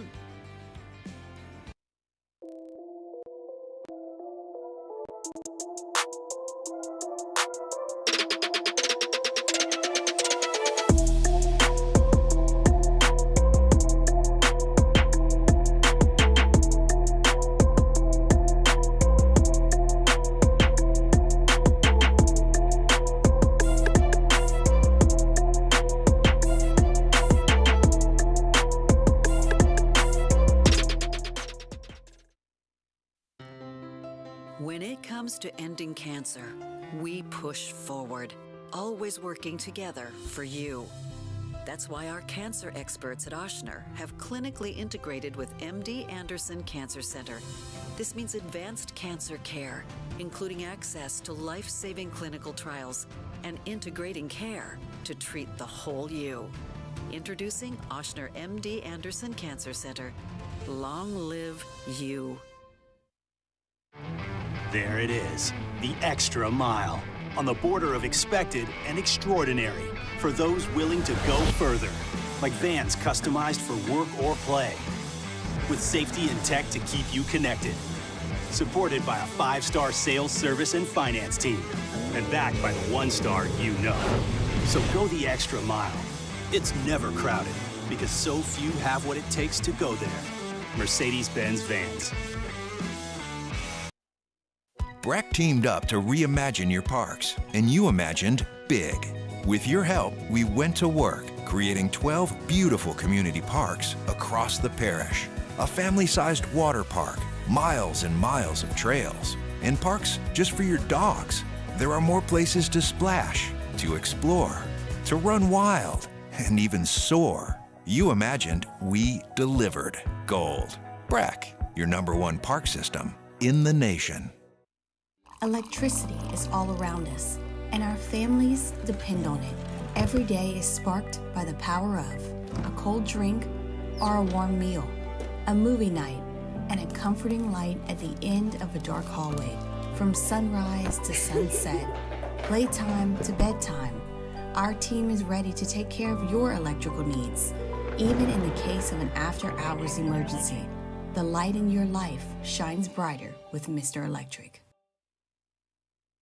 At Relief Windows, we're more than windows. We're windows, doors, hardy plank, and vinyl siding. But our #1 product is always customer satisfaction. Visit us online.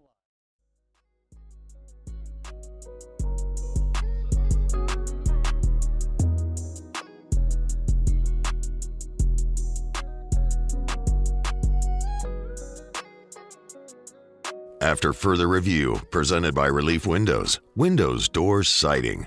Oh yeah, they also do interior shutters. Rolling along. Glad you're with us here. This was interesting. Musso put this in the show prep document earlier today, and it was a piece over at CBS Sports from Blake Brockermeyer, who, if you don't, that name may sound familiar. He was a former first-round pick as an offensive lineman of the Carolina Panthers back in 1995, which was the first year of that organization back in 95. And played for the Panthers and the Bears. Well, now Brockermeyer is a draft analyst and a scout, draft analyst for CBS Sports. And so he looked at the 6 quarterbacks that are replacing first-round picks. Of course, Caleb Williams went 1, Jaden Daniels went 2, Drake May went 3, Michael Penix, Bo Nix. Like we all know the list of quarterbacks that went in the first round. And he looked at essentially who is set up for success. J.J. McCarthy is the other one I missed, by the way, from Michigan. So who is set up for success based on their situation and the roster and their talent and all that for 2024. And he listed 2 as set up for major success. Number 1 was Dylan Gabriel at Oregon. Dylan Gabriel is replacing Bo Nix, who went 12th overall to Denver. And Gabriel had a great season last year, had his best collegiate season. Remember, he started his career at Central Florida, had an injury, ended up starting at Central Florida, then transferring to Oklahoma, where Oklahoma led him to a 10-win season last year. And in his 49 career starts, got 15,000 passing yards and 125 touchdowns in college. So you have a super experienced player who's going to a roster where, they were on the cusp a year ago, just ended up getting edged out by Washington in the Pac-12 championship game. We know Bo Nix and Penix were both Heisman finalists. So he's walking into a situation with a talented roster and great opportunity to succeed. I am skeptical about the teams going from the Pac-12 into the Big Ten because you are stepping up dramatically in competition week in and week out, so file that away. Number 2 on the list, he's got Garrett Nussmeier.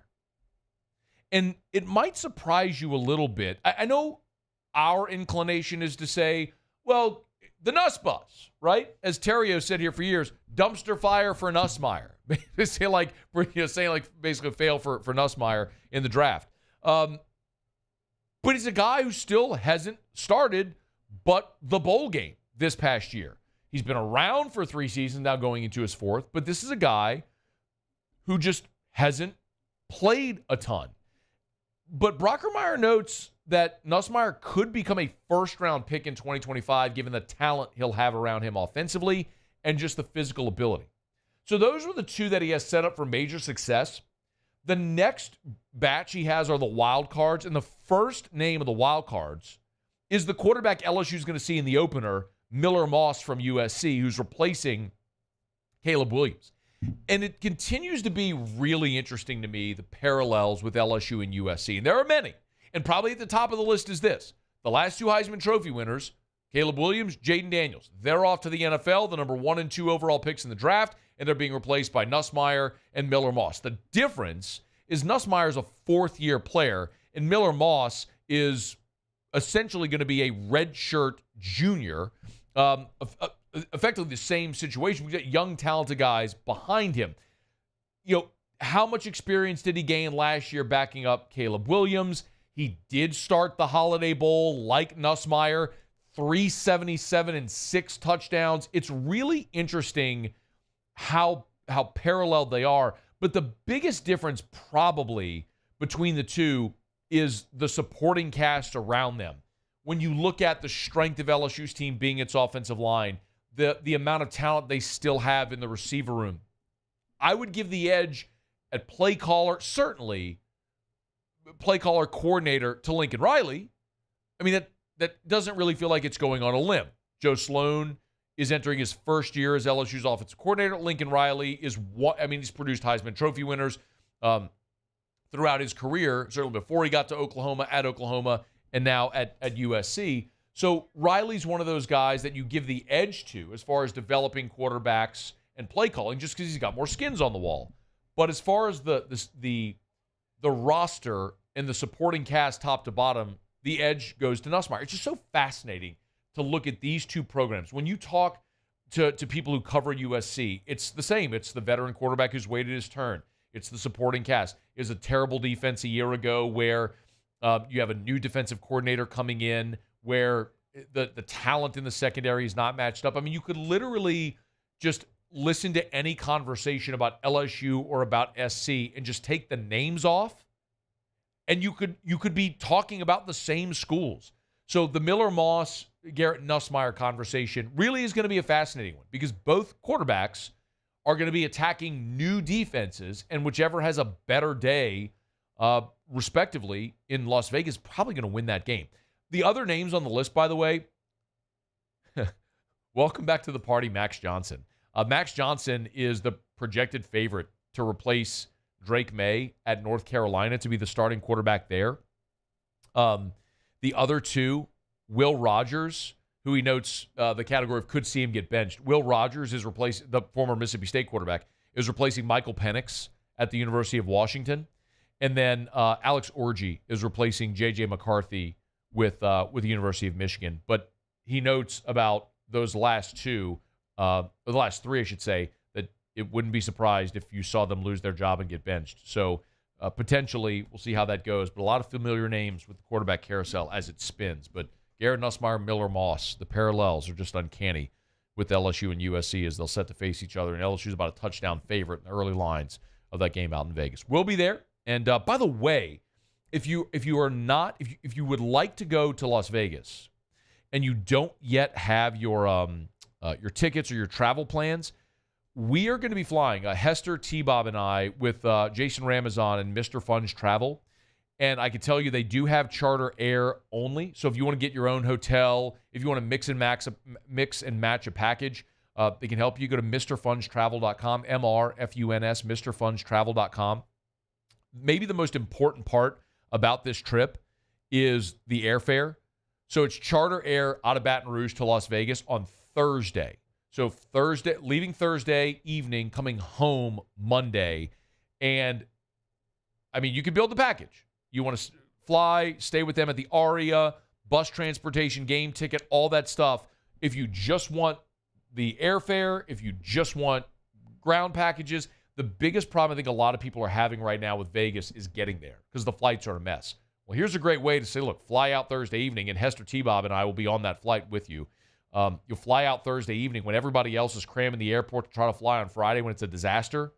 You're waking up in Vegas having breakfast. So anyway, Mr. Fun's Travel, if you're interested, great early Christmas present, something like that. If you want to travel, travel with Mr. Fun's. We'll be on that flight on that Thursday before the game. Okay, it's after further review, y'all. Let me knock out a break.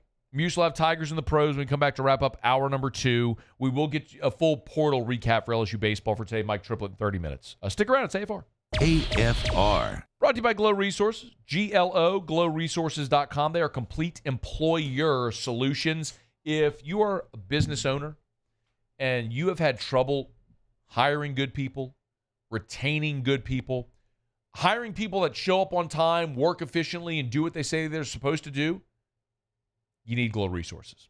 You know, Glow Resources, I could tell you all about Jareth and how great a guy he is. I could talk about how fun their office is, the culture that they've built. I could tell you about all the successes they've had. But the most important thing, the single most important thing I could say about Glow Resources is they have a 93% retention rate.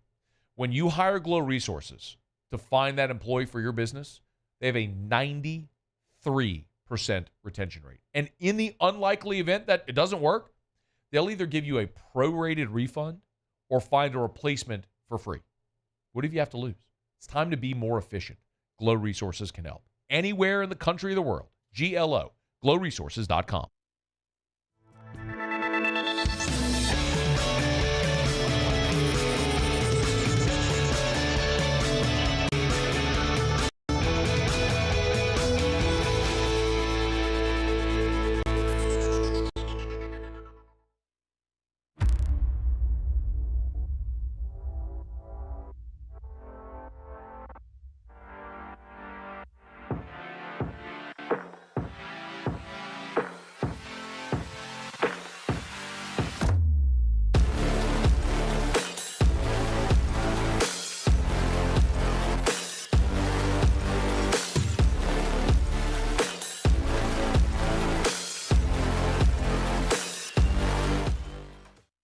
Hey, it's Matt Moscona. For years, you've heard me tell you about Insurance Network of Louisiana, helping you find better coverage for less money. But it's not just for your home and auto.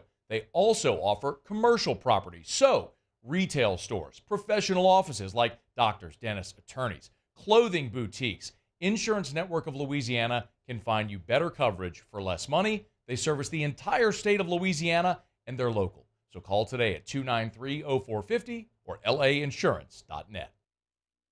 Farming is a way of life for us. It's not something we get up in the morning and dread going do. It's just something we go to bed at night looking forward to getting up to go do.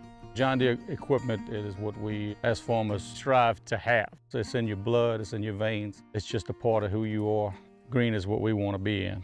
The other tractors were acquired to patch it up to get to where you want to be. Where we want to be is in John Deere. Flip the switch and learn more about what it means to be powered by sunshine at sunequip.com. Gulf Coast Office Products is a nationally recognized Savin office equipment dealer based right here in Louisiana. Over 100 employees strong, Gulf Coast has the boots on the ground to support all vertical markets, from education, engineering, legal, and finance. With the latest in office technology, from desktop to production segment units, Gulf Coast and Savin have the perfect fit for you. Call 225-756-2644. That's 756-2644 for Gulf Coast Office Products. Jerry and Benny Payne began Central Plumbing Company out of their driveway in Tanglewood subdivision. 50 years later and 4 generations down the road, we continue to serve Baton Rouge and the surrounding areas for all of their plumbing needs. Residential, commercial, industrial, or hospitality, Central Plumbing is here 24/7, 365. We want to thank our customers, family, and friends for 50 years of success. And looking forward to 50 more. Bayou Ford has $10,000 off F-150. $10,000 off the new 2024 Ford F-150. And all new Bayou Ford.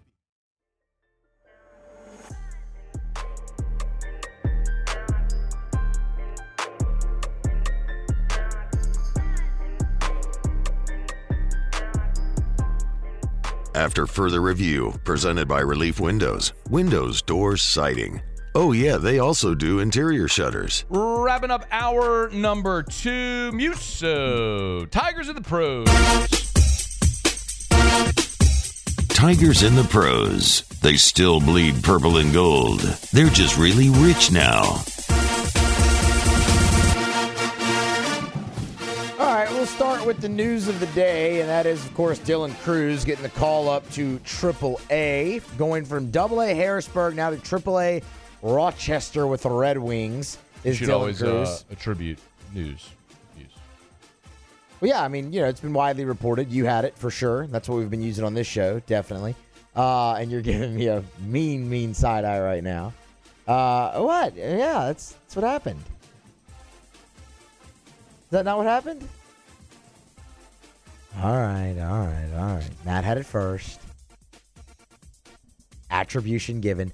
Dylan Cruz was hitting .274 with 5 home runs and 38 RBI in AA this season, but was hitting .298 in May, .283 in June through the first half. Pretty good. That leads to the call-up. His final hit in AA, you might ask? That came yesterday. Opposite field home run, just inside the right field foul pole. And with that, Dylan Cruz is off to AAA ball. Get him in the show! Some more. Get him in the show! Oh, you know what? Wait, I should add also Todd Peterson. Peterson. Todd Peterson was on the mound in that game as well. Inning and a third for Todd Peterson. Is he in Harrisburg? Were they teammates? Wait, is who in Harrisburg? Oh, was Todd Peterson? Todd Peterson. What? Was in fact in Harrisburg and was teammates with Dylan Cruz. Inning and a third, an earned run, and a strikeout for Todd Peterson. Love it. It was really good. How about this? A couple Tigers in Tacoma as well with the Rainers. Jake Slaughter, massive day yesterday for Jake Slaughter. 3 for 6 in the ball game. All 3 of them were singles, but he also drove in a pair of runs in that game too. So we told you a few weeks ago Slaughter was traded from the Cubs to the Mariners. His teammate, Michael Papierski, also former LSU teammate as well, 1 for 5 with a solo home run. His 4th home run of the season yesterday for Michael Papierski. A little bit more news for you. Jordan Thompson got a call up. All right, Jordan, I bet. Jordy T now in high A with the Great Lakes Loons. Fantastic. Michigan, I would assume? Yes, Michigan. Dodgers, right? Why would the Dodgers have an affiliate in Michigan? It's a great question. I thought the same thing. I don't know, but their mascot is the Loons, and I love it. I mean, that's fantastic. Is it like a Looney Tune? It looks like it looks like a bird. At least their mascot itself is a bird. If you're talking about a loon like a crazy person, that feels like that would be cancelable in 2020. A little bit of an insult, I'm not saying maybe. I'm not saying whatever. I'm just saying. Whatever. Yeah. 2 for 3 yesterday for Jordan Thompson. He's up to 259 early in his stay in high A ball. He was also hitting in the 270s. A loony bird? What is a loon? But you see, look, it kind of Midland, Michigan. Yeah. The Great Lakes Loons. There they are. How about there they are. It's Paul Skeens Shove Day. He'll be on the bump here in a little less than an hour. First pitch, 5:40 for the Pirates. They're taking on the Reds. So you'll see Paul Skeens versus Jake Fraley. Who Fraley is in the lineup, confirmed. Paul Skeens going for win number 4. Angel Reese yesterday in the WNBA. 11 points, 13 boards, another double-double. She's the only rookie right now averaging a double-double in the WNBA. Unfortunately for Angel Reese, she did foul out of the game yesterday, including a flagrant 1 against Caitlin Clark. Clark drove to the basket. Reese went for the block, missed the block entirely, and kind of slapped her in the face. Let's say she clubbed her in the head is actually what happened. Club's a bold word. She clubbed her in the head. I mean, it was some pretty solid that was contact. Forearm to temple. It was some pretty solid contact. I mean, that's the stuff concussions are made. Angel Reese, if you're interested, did call it a basketball play. Quote, a basketball play. Okay. Fever got the win. Lastly, big hat tip to Sam Burns. Sam Burns finished ninth at the U.S. Open. That's his best career major finish. 3 shots off the lead of eventual winner Bryson DeChambeau after a rough go of it in the first round. Really buckled down the weekend. That's Tigers in the Pros. Presented by Shawbills Tire and Auto Service. ShawBillsTire.com. ShawBillsTire.com. You know where to find them. 17 locations all across South Louisiana. Y'all, vacation season is here. Before you hit the road, bring the thing to Shawbills. Go to ShawBillsTire.com. ShawBillsTire.com. Man, if you need the tires rotated, oil change, brakes squeaking, whatever it may be, or, of course, if you just need new tires, Shawbills sells you name brand tires at wholesale prices. They're just the best. They treat you like family. They'll keep you coming back year after year. Go to ShawBillsTire.com. ShawBillsTire.com. Learn about the Charlie's Dozen and all the great offers they have. Shawbills, where we keep you rolling. All right, y'all, put a button here on hour number 2. Jimmy will be here next hour for Otterlocks. I'll have a pick on Game 5 of the NBA Finals. Unfortunately, the golf play didn't hit. Who saw Scotty Scheffler finishing like 40 bajillionth? That was rough. Anyway. All right, Sports Center coming up. Hour 3 next. AFR. Heading into the summer. Maybe with summertime and a beach vacation ahead. You always see, right? You pop up Instagram or Facebook. People taking their family pictures on the beach. Beautiful sunset. Perfect time to pop the question. Gents, if you're thinking of popping the question, you know where to go. To the place that's helped Louisiana get engaged for 40 years. Lee Michaels Fine Jewelry. Thrill her with a gift in the red box. Show her how much you love her with a beautiful diamond. Only the finest, from the finest diamond mines in the world. They will never sell a man-made or a lab diamond at Lee Michaels. What are you really getting? Science experiment? No.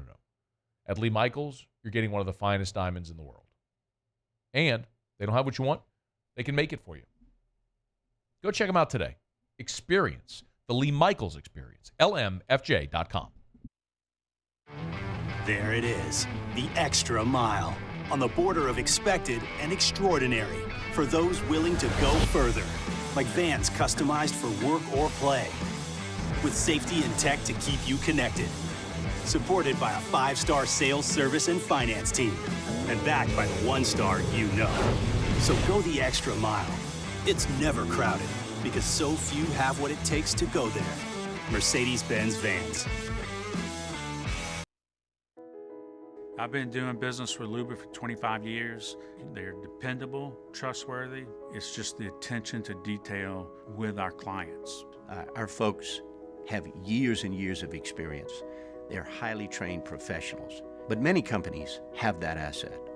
What I'd like to think makes Luba a bit different is that we use those talents in a way that truly is dedicated to serving the needs of the folks who depend on us. The Windsor Senior Living Community in Mandeville, Louisiana is a beautiful, vibrant apartment community geared towards seniors. They are nestled right in the heart of Mandeville, where seniors live a more carefree lifestyle in spacious apartments with the peace of mind that comes from having a little extra help. Call the Windsor at 985-624-8040 to schedule a lunch and tour. Come see how the Windsor can be your passport to peace of mind. When it comes to ending cancer, we push forward, always working together for you.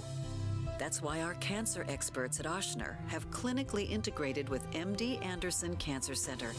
This means advanced cancer care, including access to life-saving clinical trials and integrating care to treat the whole you. Introducing Ochsner MD Anderson Cancer Center. Long live you. Breck teamed up to reimagine your parks, and you imagined big.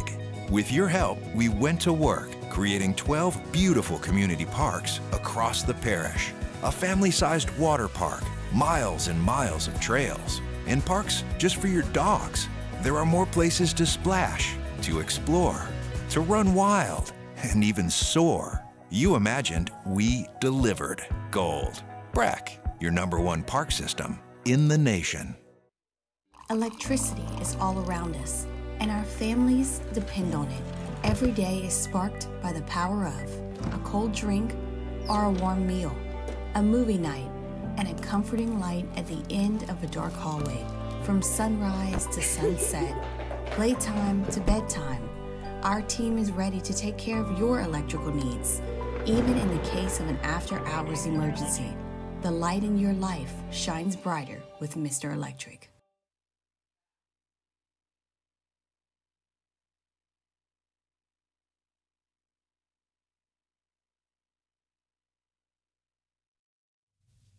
This is SportsCenter. I'm Christine Lisi. The Celtics hoping for a bounce back when they host the Mavericks. Game 5 of the NBA Finals tonight. 7:30 Eastern ESPN Radio, 8:30 Eastern ABC. Boston had one of the worst games in its postseason history in Friday's 38-point loss to Dallas. Guard Jaylen Brown and the Celtics remain one win away from a record 18th NBA championship. Just in the moment, honestly, the job's not done. We got to do whatever it takes to complete this mission. But I'm just grateful to be here. It's been a long journey. A lot of ups and downs, trials, tribulations. I'm just grateful for the opportunity to be here and have the opportunity to be 48 minutes or so away from completing this. Jaylen Brown on the NBA on ESPN Radio. Hawks GM Landry Fields said they plan to keep the #1 overall pick for next week's NBA draft, even though his phone lines do remain open. Yankees ace Garrett Cole will make his season debut on Wednesday versus Baltimore. With Dodgers shortstop Mookie Betts on the IL with a broken left hand, Shohei Ohtani replaces him in the leadoff spot tonight against the Rockies. ESPN Radio is presented by Progressive Insurance. At Progressive, they're making things even easier. They'll help you bundle your home and car insurance together so you can save on both. Learn more at progressive.com or 1-800-PROGRESSIVE. Matt Moscona. I'm very important. After further review. Say it one more time. After further review with Matt Moscona. And here we go. Live from the Mercedes-Benz of Baton Rouge Studios. Let's ride.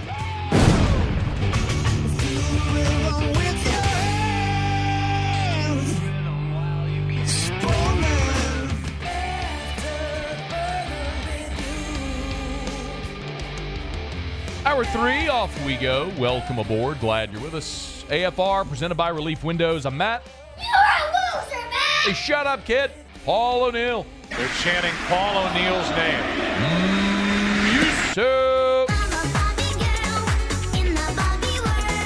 And Mr. Toby Tom Blake.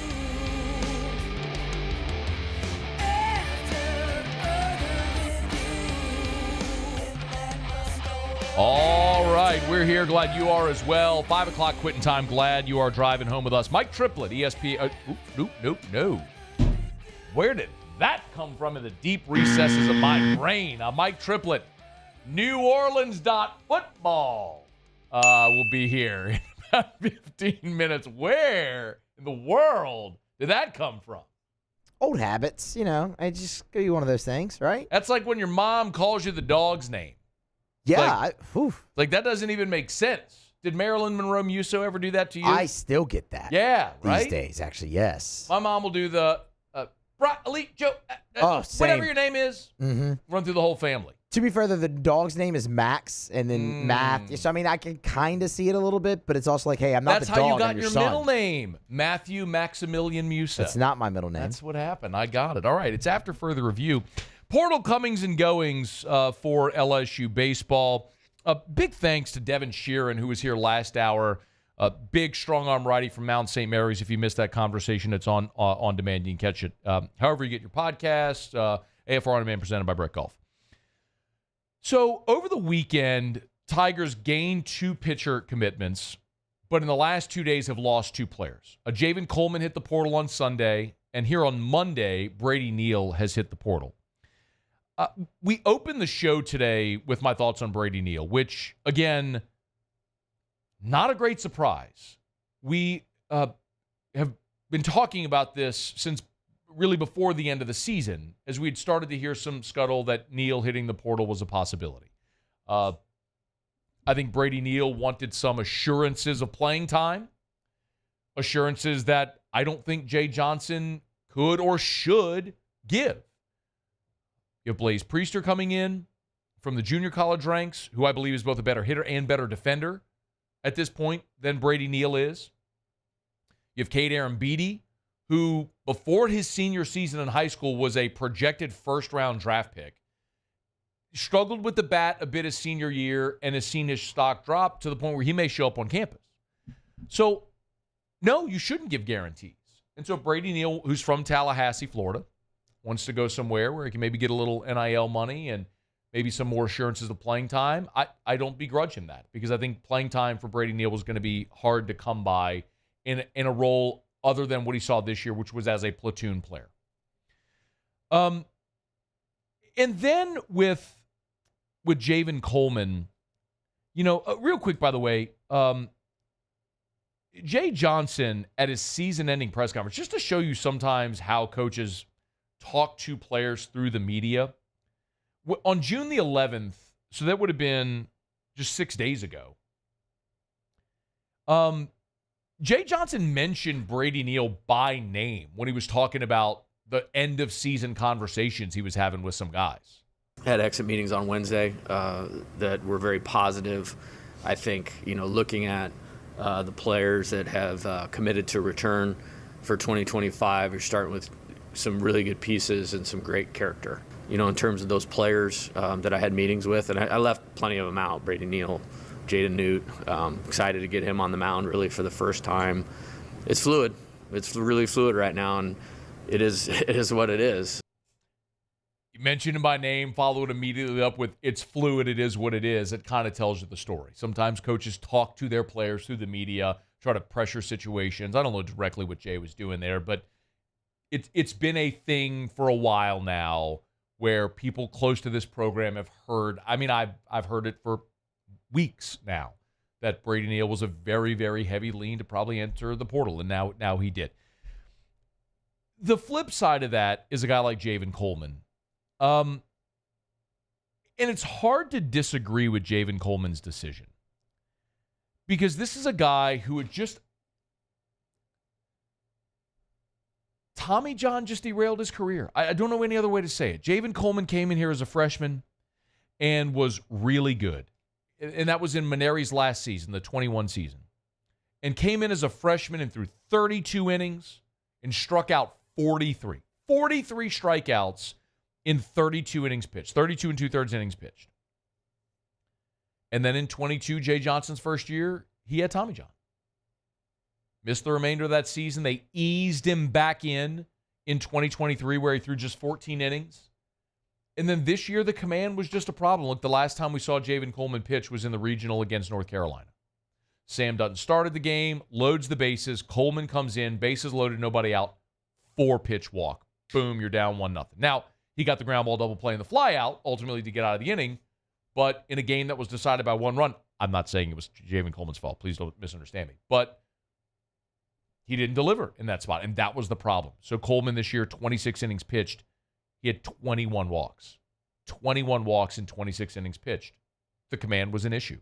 And so it was hard to justify giving him the ball in key spots. When you look at the way that Coleman's season went, I mean, he threw against Florida, Arkansas, Vanderbilt near the start of SEC play. After that Vanderbilt outing on April the 6th, Javen Coleman only threw 2 more times the rest of the season, against UNO and against Grambling. Did not throw again in conference after April the 6th against Vanderbilt. You saw him in the SEC tournament against South Carolina in the 12-11 game, the big rally game, and then he pitched, obviously, that inning and a third against North Carolina. So I understand it. It's a guy who was looking for an opportunity in his final year of college eligibility to go somewhere where he is going to be able to pitch, where he's going to get innings, because it just doesn't look like that's a real strong possibility if you were to come back. Now, Jay Johnson back in February. Again, this was February 26th. This was the beginning of the season. So think about it. You have Coleman, a lefty veteran arm who mid-season in 2023 came back off of Tommy John. You win the championship. Now you're going into 24 thinking, okay, veteran left-handed arm. This was Jay Johnson's perspective on Javen Coleman before the season. For as old as he is, he still doesn't have a lot of college innings under his belt. But the luxury that we have with the depth to be able to put a pitcher of Javen's caliber out there on Game 4 of the weekend is awesome. Man, that is a really good thing for our team. And ultimately, that's about kind of where it peaked. So Javen Coleman hits the portal as well. And when you look at, I know the thing that I've heard maybe the most from like the LSU fans has been they keep signing small school guys. And that's not wrong. But instead of thinking in terms of signing small school guys, think of, are you filling roles? Because here's the thing about signing pitchers. You can quantify what you are getting in a pitcher. You can quantify velo and spin rate and horizontal break and all those things. So, like we talked to Devin Sheeran last hour, and you could say, man, well, they got a guy from Mount St. Mary's. Yes, they did. They got a guy from Mount St. Mary's who throws 98 and has a wicked slider. I can work on command and pitchability and developing a third or fourth pitch, and you got it for 2 more years, only 18. What you can't ever teach somebody is how to throw 98. I can't coach somebody to throw 98 miles an hour. You have that ability or you don't. He does, I'll take that guy. I don't care that he's at Mount St. Mary's. Maybe a tougher take when he's throwing 93 coming out of Reading, Pennsylvania. A year in college and he's throwing 98. Come on. I'm looking for skill set. And you see it in every sport. Guys who are lightly recruited coming out of college or out of high school, they develop after a year, 2 years in college, and then they get the better opportunity. You see it in every sport. Look at Braden Fisk. Lightly recruited defensive lineman, goes to Western Michigan. Balls out there, gets bigger, goes to Florida State, and is an All-American caliber defensive lineman. Becomes a second-round pick. Jared Verse was at Albany. He was at an Division 2 Albany. Goes to Florida State, All-American, first-round draft pick. It happens. So when listen, you also have to replace numbers, right? Jump, Holman, Hurd, likely Ulloa and Lohr, Ackenhausen, Helmers, Little, all out of eligibility. Bronzini, Cam Johnson, Moffitt, Bucknam, Dutton of all transfers. That's 13 names. That's 13 names. You got to get arms. You got to get depth. And I think they've done a great job of addressing both talented back end of the bullpen guys that can compete for the starting job, innings eaters like Zach Cohen. I think they've done a good job, and they're not done. They're far from done. Remember, the portal stays open until July the 2nd. You better believe they're still going to keep working it to build that 2025 roster. All right, we're brought to you by Parrish Construction and Roofing, parishbuilt.com, parishbuilt.com. Earlier today, I was over at the Parrish office. Me and Terrio and Tilly and Joe Morales and Trent Davis, our ownership group, we had a photo op day. Terrio was joking that it was a baseball card day, that we're taking our pictures for our baseball cards. But we got a great group, and we get along great, and we've all been partners together for a long time now. And we're under a new umbrella, as we've mentioned. We've been telling you for 3.5 years, do business with someone you know. That hasn't changed. It's all of our same people. Our team has grown. We just started a new company, and we're thrilled to be there. Listen, there was a lot of rain on Father's Day. There was rain earlier today. I say it all the time. There's only 2 ways to find out if you got roof damage. One, you can let us come give you a free, no-obligation roofing inspection, or you wait till it rains, you get water in your house, unfortunately, and you realize you got an issue. But either way, we'd love to help you at Parrish Construction and Roofing, commercial and residential. Remember, for commercial roofs, we have that silicone coating product. If you have a commercial building and you're having roof issues, give us a shout. That silicone coating product could be perfect. It's roughly half the cost of a roof replacement. It is completely tax deductible, by the way, as well. And it comes with a 20-year warranty. You could be done with that roof for 20 years for half the cost. Give us a shout. Parrish Construction and Roofing. Parishbuilt.com. Parishbuilt.com. Or give us a shout. Same phone number. 364-1007. 364-1007. 364-1007. Or parishbuilt.com. Okay, y'all. It's After Further Review. Glad you're rolling along with us here in this 5 o'clock hour. Mike Triplett coming up right after this break. Big one for the Saints. Juwan Johnson has surgery. The Saints add a tight end. Alvin Kamara wants a restructured contract. What in the world do we make of this, what might be a very busy June and into July before training camp? We'll talk about our buddy Mike Triplett next on AFR.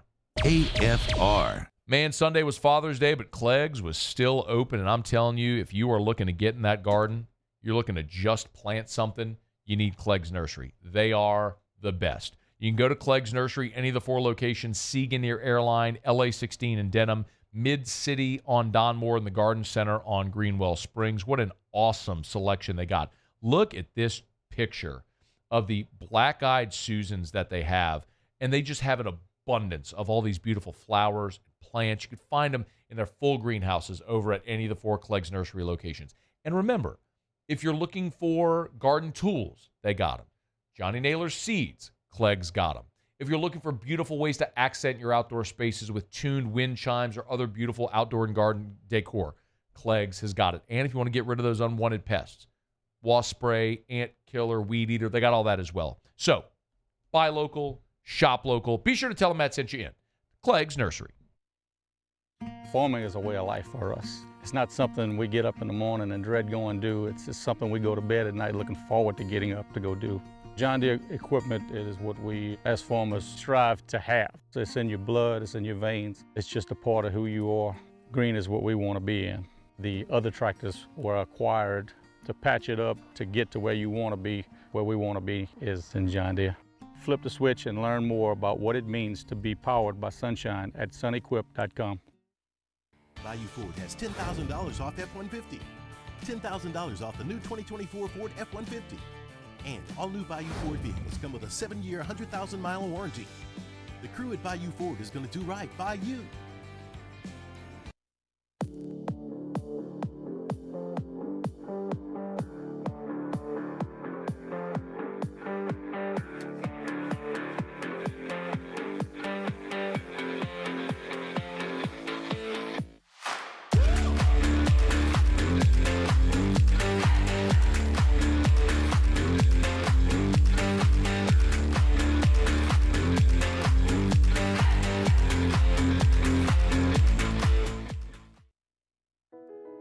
I've been doing business with Luba for 25 years. They're dependable, trustworthy. It's just the attention to detail with our clients. Our folks have years and years of experience. They're highly trained professionals. But many companies have that asset.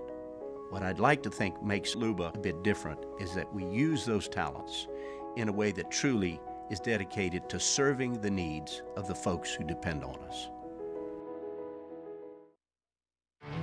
There it is, the extra mile, on the border of expected and extraordinary, for those willing to go further, like vans customized for work or play, with safety and tech to keep you connected, supported by a 5-star sales, service, and finance team, and backed by the 1-star you know.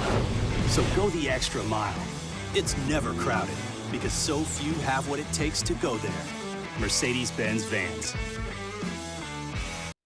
Hey, it's Matt Moscona. For years, you've heard me tell you about Insurance Network of Louisiana, helping you find better coverage for less money. But it's not just for your home and auto. They also offer commercial property. So, retail stores, professional offices like doctors, dentists, attorneys, clothing boutiques. Insurance Network of Louisiana can find you better coverage for less money. They service the entire state of Louisiana, and they're local. So call today at 293-0450 or lainsurance.net.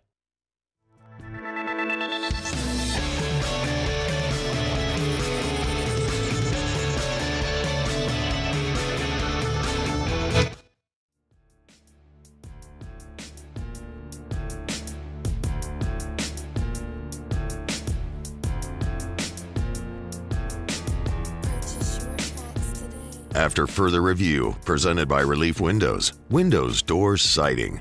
Oh yeah, they also do interior shutters. Mike! Yeah? Saints coverage with some Mad Libs mixed in. Why don't you just go by Mike? It's time to talk black and gold with Mike Triplett of New Orleans Football, presented by Benny's Car Wash, family owned and operated since 1951. Yes, that would be Mike Triplett of New Orleans Football. I mean, only an idiot would forget that Mike worked at NewOrleans.football. Mike, how are you? Oh no, I missed the previous idiot. I was teasing the interview, and your previous the 4-letter network slipped out of my mind. I stopped myself immediately. I said, "No, that's not where Mike works, and hasn't for some time now." But it was one of those like when your mom calls you the dog's name type thing. You have a temporary moment of insanity. That's kind of what it was like. That's quite all right. That's quite all right. I'll allow it. I appreciate your understanding. We did correct it. NewOrleans.football is where you can find Mike's great work. Hey, let me start with Alvin Kamara. I know the report from Jeremy Fowler, I'm sure others have had it, though, that he's looking for a restructured deal. I don't blame him at all. Should the Saints work to restructure Alvin Kamara's deal?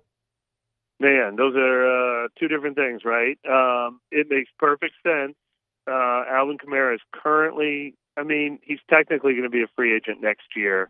He has a year on his deal, but they're going to tear it up because it was a big balloon payment. So he's currently scheduled to become a free agent NFL running back next year when he's about to turn 30 years old. And that is not a good place to be. Running backs don't get paid. Other than Christian McCaffrey, who's been an exception to the rule. Dalvin Cook is a member of his same draft class, is still unsigned right now. Other guys have been getting a lot less money. We've seen it. Derrick Henry, Ezekiel Elliott, all these guys. So, yeah, he'd like some security. He's super important to the team right now. He's got some leverage now. It totally makes sense for him to use it. Now, should the Saints re-up? That's a tough question. Alvin Kamara is an exception to any rule. He's the best running back in franchise history, probably. He's the all-time touchdown leader, the all-time yards from scrimmage leader. He's still valuable to the passing game as well as the run game. He should have a bounce-back season in this new offense. But they've got cap issues, and they've been saving money left and right. So is a 30-year-old running back what you want to be committing future money to? It's tough. If it were up to them, I think they would not want to, that they would want to play out this season and not make that decision until next year. But if he's going to force the issue, I don't know what they're going to do. They've come up with some creative solutions to extend Demario Davis, Tyrann Mathieu, Cam Jordan in recent years. I'm sure they're going to try, but will it be enough? There's no easy answer here, Matt. So I'm very clear that there's absolutely no shot they should give him any assurances beyond this year. What creative solution could be out there, Mike? Yeah, it's one of those, the average value of the deal goes down from the $11.8 million he's due to make this year, but he gets some guarantees that he's going to get paid next year. And I would guess he would probably want guarantees that he's going to get paid into the next year. So another 12, another 14, another 16 in an extension, so he knows he's not going to be left high and dry, I imagine, is what it would take. Now, they could play hardball, and I think he would show up. He would lose a ton of money if he held out of training camp. They have big fines in there for veterans now, and if he doesn't prove to the NFL that he's he needs to have a good year to make money if he's going to be a free agent next year. So, they could win if they played hardball, I think, but he's a very valuable part of what they want to do this year. So, you'd like to figure out how you can make him happy, but I don't know how you can make him happy without guaranteeing at least, another $12 or $14 million. So, Mike, just one more follow-up here. I think this is the second time you mentioned how valuable Kamara is to what they want to do this year. Is he really? Yeah. I think they drafted Kendre Miller with the hope that he would be the next guy, and I think they signed Jamal Williams in free agency with the hope that he would be a solid fallback option, and they both had down years, and neither one has stepped up and shown that they can be the lead guy. And not to mention, they're a little thin on pass catchers beyond Chris Olave and Rashid Shaheed, and now Jawan Johnson's hurt. I'm penciling in Alvin Kamara for 75 catches in this offense and being the lead running back in this offense. Not having him would hurt. That's fair. It's just an interesting conversation to have about Kamara that, 24 months ago it would seem like an absolute that you'd be extending Alvin Kamara, but it feels like his production has gone down noticeably in each of the last 3 years, and along with how running backs age, but a lot of that has also been because this running offense has been awful. While while Alvin was averaging a career low 3.7 yards per carry, Jamal Williams was averaging 2.9. So the running offense stunk. It wasn't just Alvin declining. He's on Twitter at Mike Triplett. I'm glad you brought up Juwan Johnson as well. What update can you give us on the foot? Like, I know there's surgery, but what do we know about it and how long this is going to linger? At least best guess right now. Yeah, I mean, Kool-Aid McKinstry had one that nobody seemed too concerned about, that they found out about at the Combine, which is late February, and he was back on the field in late June. So March, April, May, June. But, I've never heard anyone say 4 months for Juwan Johnson or anything like that. But, I don't know how you have a foot surgery and you're back in 6 weeks or anything like that. I think he's probably going to miss almost all of training camp, and week 1 is going to be an optimistic goal, is my guess. But I do not know the exact nature of the surgery he had. So that is me just trying to piece some reporting / history of foot injuries together to come up with that kind of timetable. I'm interested, Mike, too, because even before Juwan Johnson's injury, one of the things, and I'm guessing, like I think a lot of people are, as to what this offense is going to look like based on the sample size we have of Clint Kubiak and where he's been. And I don't see tight ends in his offense that look like Taysom Hill and Juwan Johnson. So does Juwan Johnson really have a role as a tight end in this offense anyway? Yeah, I mean, I think all the different branches of the Shanahan and Kubiak trees show you that it's different based on situation. If you have George Kittle, then a tight end has a role in your offense. Houston went and did an offshoot of it, and Dalton Schultz was fairly important to them. So, on the flip side, Miami went, and they didn't know what to do with Mike Gesicki, and they shipped him out of there. So, I don't think you can say for sure, but I know you can say that this is an offense that doesn't have a lot of contested pass catchers, a lot of guys who work the middle of the field. They no longer have Michael Thomas. They didn't sign anyone who really fills that void. If, they don't have backups who are going to fill that void. So, Juwan Johnson was healthy and back on the track that he appeared to be on heading into last year.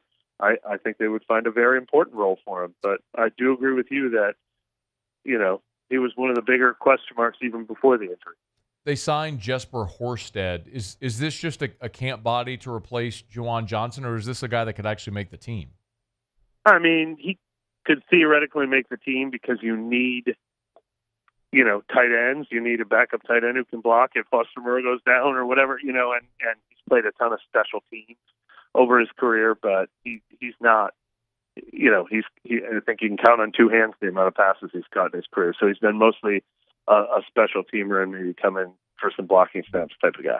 A couple more minutes here, Mike Triplett, NewOrleans.football. He's on Twitter at Mike Triplett. Did you learn anything about the team during the 3 days of mandatory minicamp? Yeah, a little bit. Minicamp as opposed to OTAs? Or both. Get both. Together. Yeah, it's kind of the same thing. But I like the buy-in of this offense. I mean, we talked probably for the last 2 years on this show just about how badly this offense needed a refresh. And it seems like all the solutions that they're coming up with, every time you talk to these coaches, and not just Clint Kubiak, but also Andrew Janocko and Rick Dennison and John Benton, there's such common sense solutions to, hey, this works, this wasn't working, this, and then when you talk to the players, even Alvin Kamara, who is holding out for a new contract. He's enthusiastically talking about how change is good, and he thinks it's going to be a good change. The offensive linemen are obviously embracing it. Jamal Williams is embracing it. Derek Carr is embracing it. I mean, it just feels like everything they're talking about doing to fix this offense is such a, I liked when Alvin Kamara, the word he used was intentional. Everything they're doing is very intentional. They're ripping up this old playbook that had been morphed over the years with Drew Brees at quarterback, and they're starting with one from the ground up that makes sense to everyone. That's all positive. I mean, all the question marks we have about this team still remain on the offensive line. We don't know if Chase Young's going to be what he's going to look like, because we knew he was going to miss this section of time and everything. So we still have a ton of question marks about this team, but the number one reason for optimism is what they're doing with this offense. Okay, so last thing, as they go into the summer or deeper into the summer before camp, What do we anticipate, Mike, when they do report and they open camp in July? What are going to be the biggest questions as you're filling out? Here's your camp storylines to watch. What do you think those are right now? Yeah, I mean it's the same as it was going into OTAs. Who's going to play on the offensive line? Is Trevor Penning going to actually have the light bulb come on and be able to lock down that job? Nick Saldivari ready for the other starting job? Is Taliasu ready for the other one? We were already penciling him in as one of the three kind of known commodities. I mean, that is absolutely number one. How quickly can they pick up the new offense and not have any hiccups with it? It's been pretty positive. And then the defensive line is a question mark for me. I feel great about the secondary. I feel great about the linebacking situation right now. But yeah, I mean, is Chase Young going to be a real factor on this team and make you feel a little bit better about their depth there? But that's probably those in order. Backup quarterback job we'll write about every day, but then hopefully those guys don't play at all. Mike, I may disagree with you. I may hope to see those backup quarterbacks all season long. I am looking to play a long game here because I know the short game with Derek Carr, where that's headed. But all things that you and I will be able to discuss. You must have liked their approach to the offseason then, right? Because they actually, for the first time in a long time, showed some long game sensibilities, right? They'll have a much better opportunity to prove it with Kamara because they did not do that in the restructure of Derek Carr. I would have liked for them to basically play this season out and then, make that decision after. But I did like, obviously, drafting Spencer Rattler because, I mean, you got to keep buying lottery tickets, man. If you ain't going to use one in the first round, just keep buying lottery tickets till you maybe hit one of them scratch-offs, man. But such is life with the Saints right now, I suppose.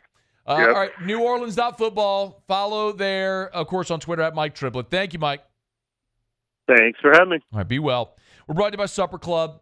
They're closed today, closed on Mondays, but every Tuesday to Saturday, have one of the greatest dining experiences of your life. Certainly the most unique, truly unique dining experience in Baton Rouge.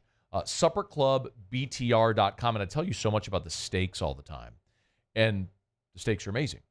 You can get Japanese Kobe beef. You can get Wagyu that literally there's 3 restaurants in the United States of America that sell. There's an herb beef that are available at 2 restaurants in Manhattan and at Supper Club. But if you don't want a steak, their sea bass is exquisite. It's one of the most popular items on the menu. It's exquisite. It's divine. You can have the greatest meal: sea bass, scallops, crab meat. The carpaccio is an amazing appetizer that you can try as well over at Supper Club. Try it today. Not today because they're closed on Mondays. But get your reservation. SupperClubBTR.com. SupperClubBTR.com. If you've been thinking, man, and it's been 2 years since they've been open, never been to Supper Club, why not? Time is now. You got something to celebrate? An anniversary, a birthday, a graduation, a promotion? Go to the place that's literally unlike any other in Baton Rouge or all of Louisiana. You have the experience of a lifetime at Supper Club. Book your reservation today at SupperClubBTR.com. SupperClubBTR.com. All right, y'all, it's After Further Review. Thanks to Mike Triplett. Thanks to Devin Sheeran, LSU transfer commit, who was here last hour. If you missed it, it's all on demand, presented by Breck Golf. Book your tee time at golf.breck.org. If you want to we got Otterlocks in about 15 minutes. Jimmy will be here. We'll get Jimmy's take on, we'll get a play for Game 5 of the NBA Finals tonight. We'll see what Jimmy likes for the College World Series games tomorrow as well. Otterlocks again here in about 15 minutes from right now. Quick break. If you want to get in, here's your shot to do it. Email us, tweet us, text us. Text the show, 225-396-4400, 396-4400, 396-4400. Lots of ways you can get involved in the show. We roll along next on AFR. AFR. Action Industries is a proud partner of LSU Athletics. Action, INDINC.com. Action Industries Incorporated. Action, INDINC.com. And you've heard me talk for months and months and months now, not only about the great people at Action. They're locally owned, have been since 1982, 42 years, servicing the petrochemical and refinery markets. And yes, if you need contractors, consultants for the petrochemical refinery markets, they do that. But they also offer pipe, structural steel, pressure vessel fabrication. Not everybody fabricates pressure vessels, as you probably well know.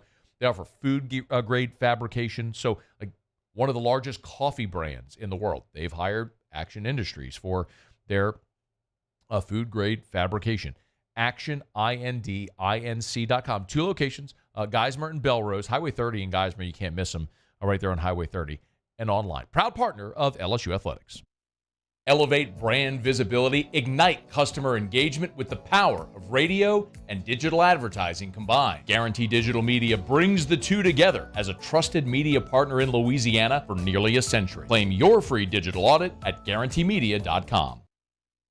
Farming is a way of life for us. It's not something we get up in the morning and dread going do. It's just something we go to bed at night looking forward to getting up to go do.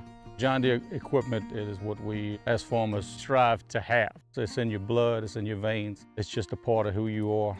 Green is what we want to be in.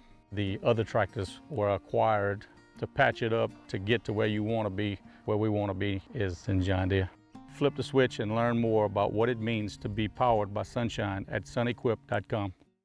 Gulf Coast Office Products is a nationally recognized Savin office equipment dealer based right here in Louisiana. 100 employees strong, Gulf Coast has the boots on the ground to support all vertical markets from education, engineering, legal, and finance. With the latest in office technology from desktop to production segment units, Gulf Coast and Savin have the perfect fit for you. Call 225-756-2644. That's 756-2644 for Gulf Coast Office Products. Jerry and Benny Payne began Central Plumbing Company out of their driveway in Tanglewood Subdivision. 50 years later and 4 generations down the road, we continue to serve Baton Rouge and the surrounding areas for all of their plumbing needs. Residential, commercial, industrial, or hospitality, Central Plumbing is here 24/7, 365. We want to thank our customers, family, and friends for 50 years of success. And looking forward to 50 more.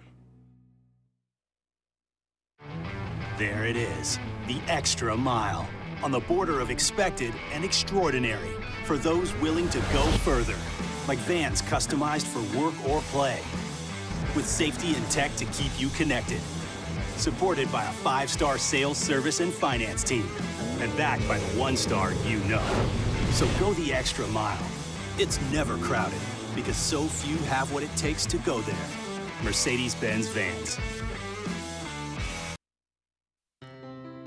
When it comes to ending cancer, we push forward, always working together for you. That's why our cancer experts at Ochsner have clinically integrated with MD Anderson Cancer Center. This means advanced cancer care, including access to life-saving clinical trials and integrating care to treat the whole you. Introducing Ochsner MD Anderson Cancer Center. Long live you. Gulf Coast Bank and Trust is giving our customers the power to bank anywhere, anytime during this challenging event. And we're right there with you.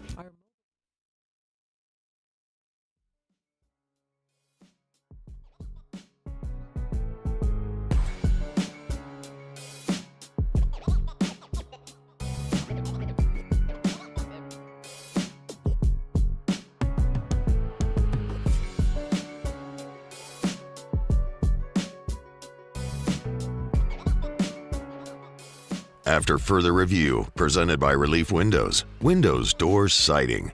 Oh yeah, they also do interior shutters. Get the 104.5 ESPN Baton Rouge app powered by Bayou Ford and tap the mic icon to send us your thoughts in audio form. Your message could be played on air during Off the Bench, the Hunt Palmer Show, and after further review. Speak up, tell us your location, and be heard. Find our app in the Apple or Google Play Store. For direct links, visit 1045ESPN.com. Thinking about doing a mashup segment using the mobile app. Y'all been here long enough. I've been on air long enough. Sometimes I like to do bits, and we take chances, and sometimes they're great, and sometimes they stink. But we don't take calls here, and never have. Seldom have we ever. Let me put it to you that way. But that function that Muse just told you about on the app is a pretty cool one. And I thought we could do is maybe do a mashup of give people a topic and then do like a mashup of the best ones that we hear. So it's easy. If you download the 104.5 ESPN mobile app, right on the bottom of the home screen, there's a little microphone. You tap it. You can do an audio recording message, and it comes to our emails here for the show. So I don't know, like what would be a good topic? That's the thing. I think that'd be very fluid with the day, right? But how early would we have to put the topic out? Like, could it be right at the top of the show? Here's my thing. No.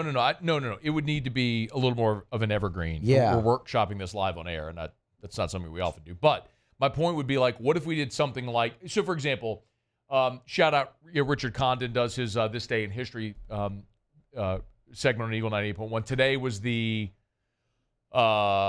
is the 24th anniversary of Ryan Terrio's game-winning run when Brad Cressy knocked him in and LSU won Skip Bertman's 5th and final national title in 2000. I was there, literally one of the greatest weeks of my life. My dad, my brother, and I, and my friend Ben were there, and Ben passed in 2009.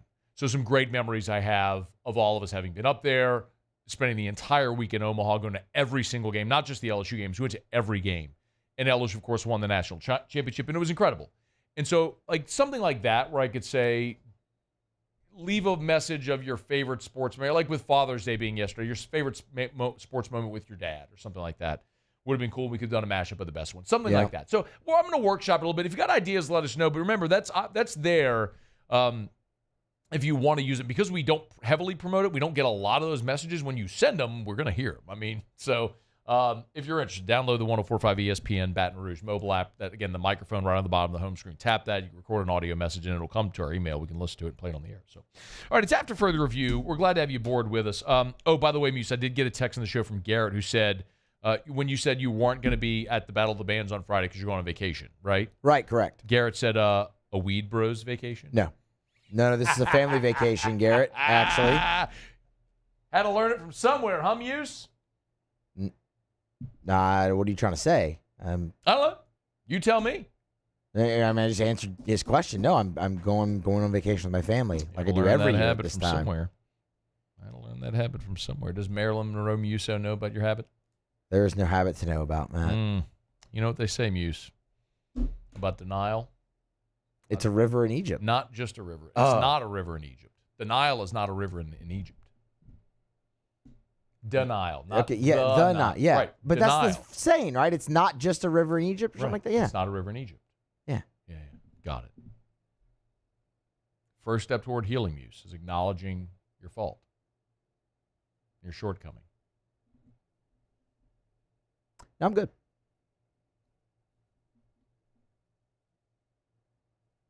Greg Lehman said, hey, with Neil transferring, does that mean the kid playing for Ronnie this summer is coming to LSU?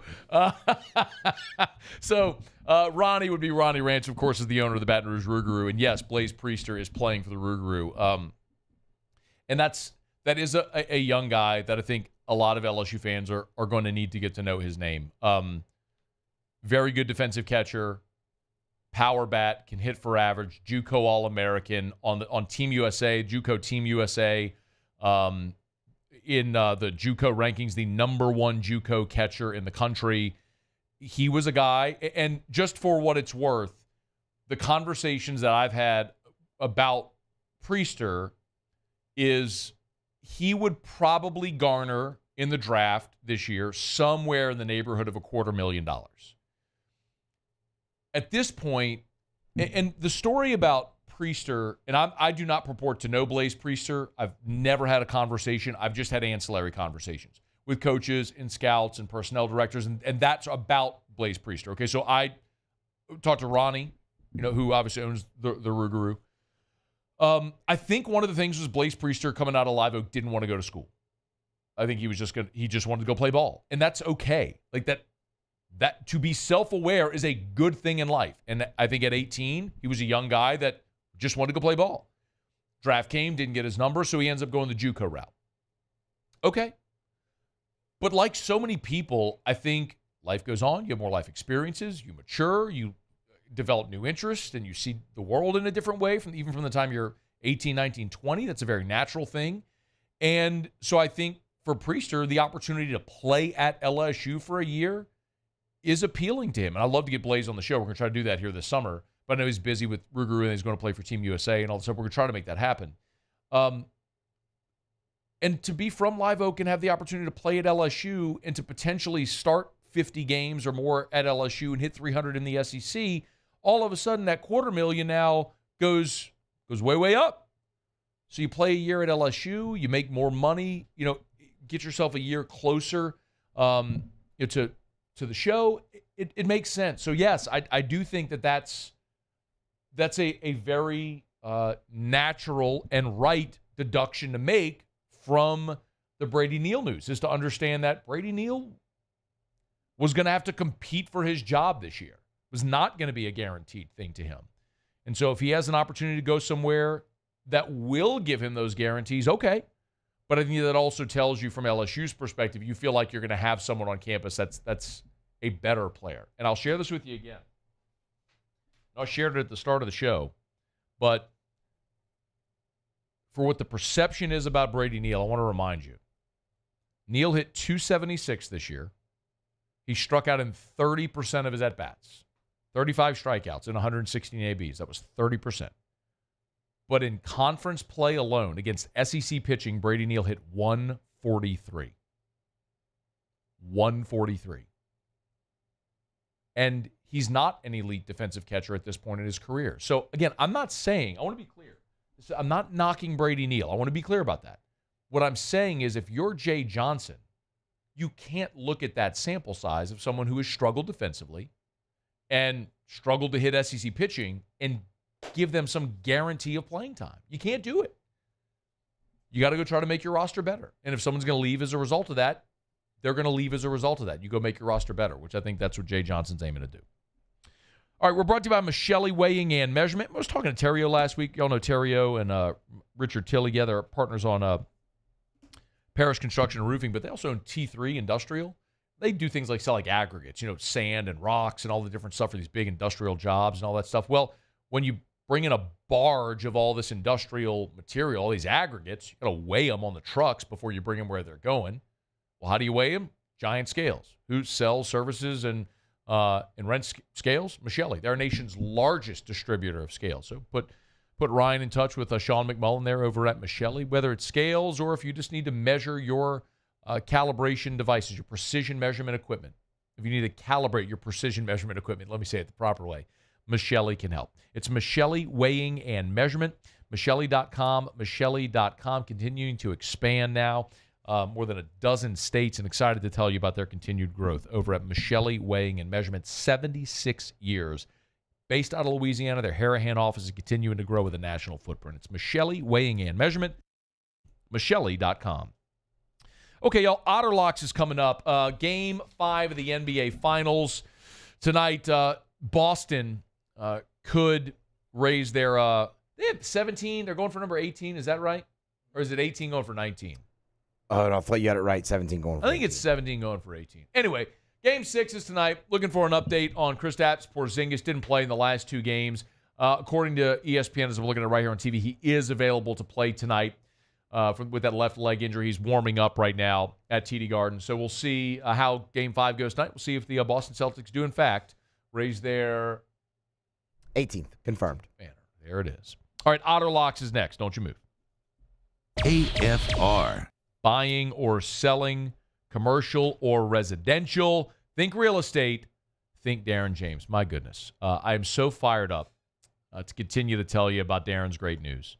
The Wall Street Journal Real Trends list came out with their list of the top 1% of realtors in America. Darren James, number 14 in the country. Number 14 in America on the transaction side. Number 1 in Louisiana. So you need to sell your home. Hire the realtor that literally sells more homes than any other realtor in Louisiana. It's Darren James. Darren, of course, always uses his social media as a great tool. Like, he has a great post up right now about how to buy your first home. So maybe you're newly married or you're out of school and you're thinking about buying that first home. Things like credit card, starting to save, getting pre-approved, all those little tips. Darren is perfect for this. You need to sell your home. You need Darren James. Agent225.com. Think real estate, think Darren James. I've been doing business with Luba for 25 years. They're dependable, trustworthy. It's just the attention to detail with our clients. Our folks have years and years of experience. They're highly trained professionals. But many companies have that asset. What I'd like to think makes Luba a bit different is that we use those talents in a way that truly is dedicated to serving the needs of the folks who depend on us.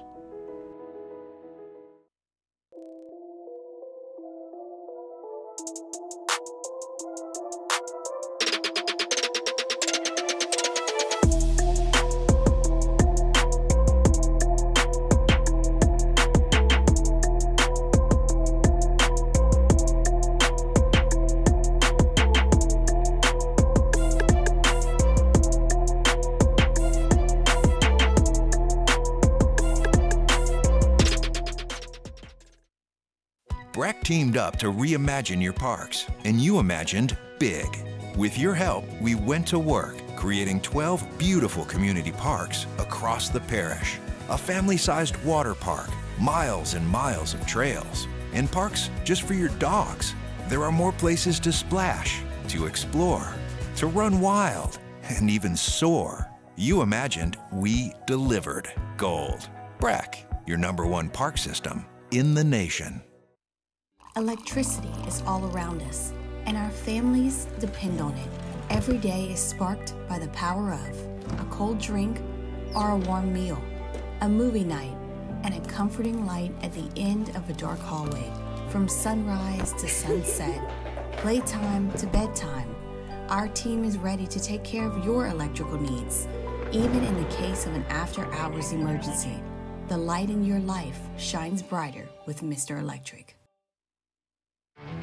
There it is, the extra mile, on the border of expected and extraordinary, for those willing to go further, like vans customized for work or play, with safety and tech to keep you connected, supported by a 5-star sales, service, and finance team, and backed by the 1-star you know. So go the extra mile. It's never crowded, because so few have what it takes to go there. Mercedes-Benz Vans. Hey, it's Matt Moscona. For years, you've heard me tell you about Insurance Network of Louisiana, helping you find better coverage for less money. But it's not just for your home and auto. They also offer commercial property. So, retail stores, professional offices like doctors, dentists, attorneys, clothing boutiques. Insurance Network of Louisiana can find you better coverage for less money. They service the entire state of Louisiana, and they're local.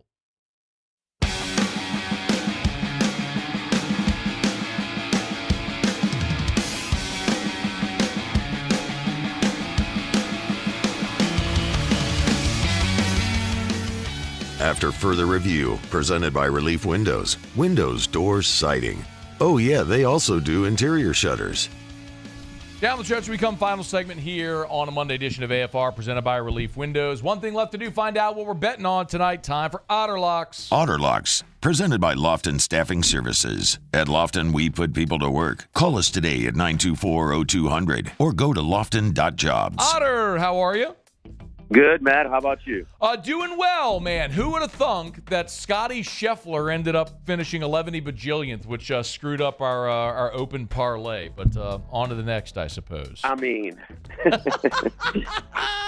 not one round under par. Wild. I understand the U.S. Open is tough, but my goodness, man, a surprise. And it's kind of right when. When the kind of always a little bit of a concern when the masses follow you. So, I mean, it is just, there was a lot of liability reported by the different sports books that Scheffler was a very popular pick, and more than just the outright, the top fives, the top 10, and the others. So, yeah, so for those that missed it, because our other two guys hit, yeah. man. They finished top 10 and top 20 with Hideki and Xander. But no, Scotty, I kept. And all he did was make the cut by one and, prolong the agony. So, well, it was a hope that he could charge, but it didn't come through. So, got game 5 of the finals tonight. Got some College World Series. What are we looking at? Wind is that river is basically right center field extended. It is blowing again, and today you could see it visibly in Game 1. The 20-mile-per-hour winds coming in are going to continue through the game today. And Jim Schlossnagle, the A&M coach, talked about how without one of his top bats in the lineup, he's going to have to try and play some small ball and manufacture some runs.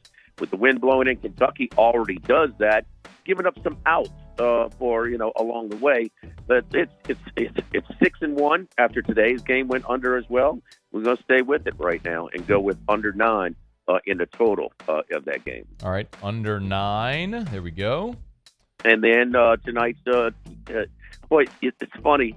I don't pretend to know a lot about hockey, but these two championship series are identical. I mean, the favorites win the first 2 at home. They go on the road, build a big lead, and then hang on for Game 3.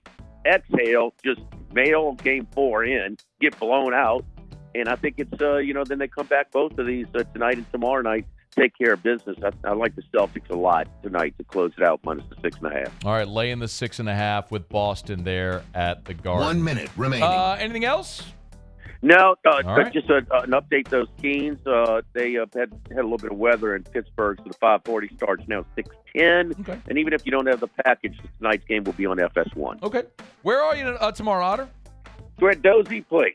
Fantastic. Right there. On Government Street. Government Street, Mid-City. Awesome place. All right, Otter. Good luck tonight. We appreciate it. All right, Matt. Good luck. You do the same. Otter, of course, a Williamson Eye Center patient just like I am. Dr. Blake Williamson. Man, they're just the best. You want to ditch the contacts and glasses forever? You go to the best. Dr. Blake Williamson at the Williamson Eye Center. Eye care, eyewear, eye surgery. Great community partners as well. They'll be sponsoring Federalis Fest coming up in October. Mark the date, October the 5th, 2024. 1 day at Live Oak Cedar Lodge in the heart of Mid-City of Baton Rouge. We'll tell you more as we get closer. All right, it's going to do it for us. Muse, Paulie, I appreciate it. Y'all have an awesome night. Thanks to Devin Sheeran, Mike Triplett. Y'all have a great night. We'll see you tomorrow at 3. AFR. Well, we got a taste of it this weekend. Bad weather on Sunday on Father's Day. Again on Monday with the inclement weather rolling through. It's a reminder that it is hurricane season. And when you live in this part of the country, storms are inevitable, which means power outages are inevitable. And we've all been there at some point.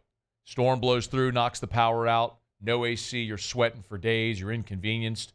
There is a way to never have to worry about that again.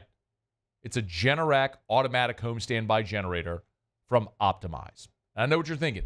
Matt, I don't think I can afford that. Got $600?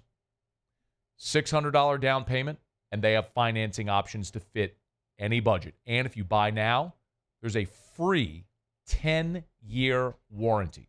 Optimize. 4 locations across the 1012 corridor from Lake Charles to Slidell. If you need a Generac automatic home standby generator, you need the best. The #1 Generac dealer in the state. Optimize. GeneratorPeople.com. Bayou Chrysler Dodge Jeep Ram is taking $20,000 off new 23 Ram 1500 trucks. We're open for business in our beautiful new showroom and taking $20,000 off the powerful Ram truck. All new Bayou vehicles come with a 7-year, 100,000-mile warranty. The crew at Bayou Automotive is going to do right by you.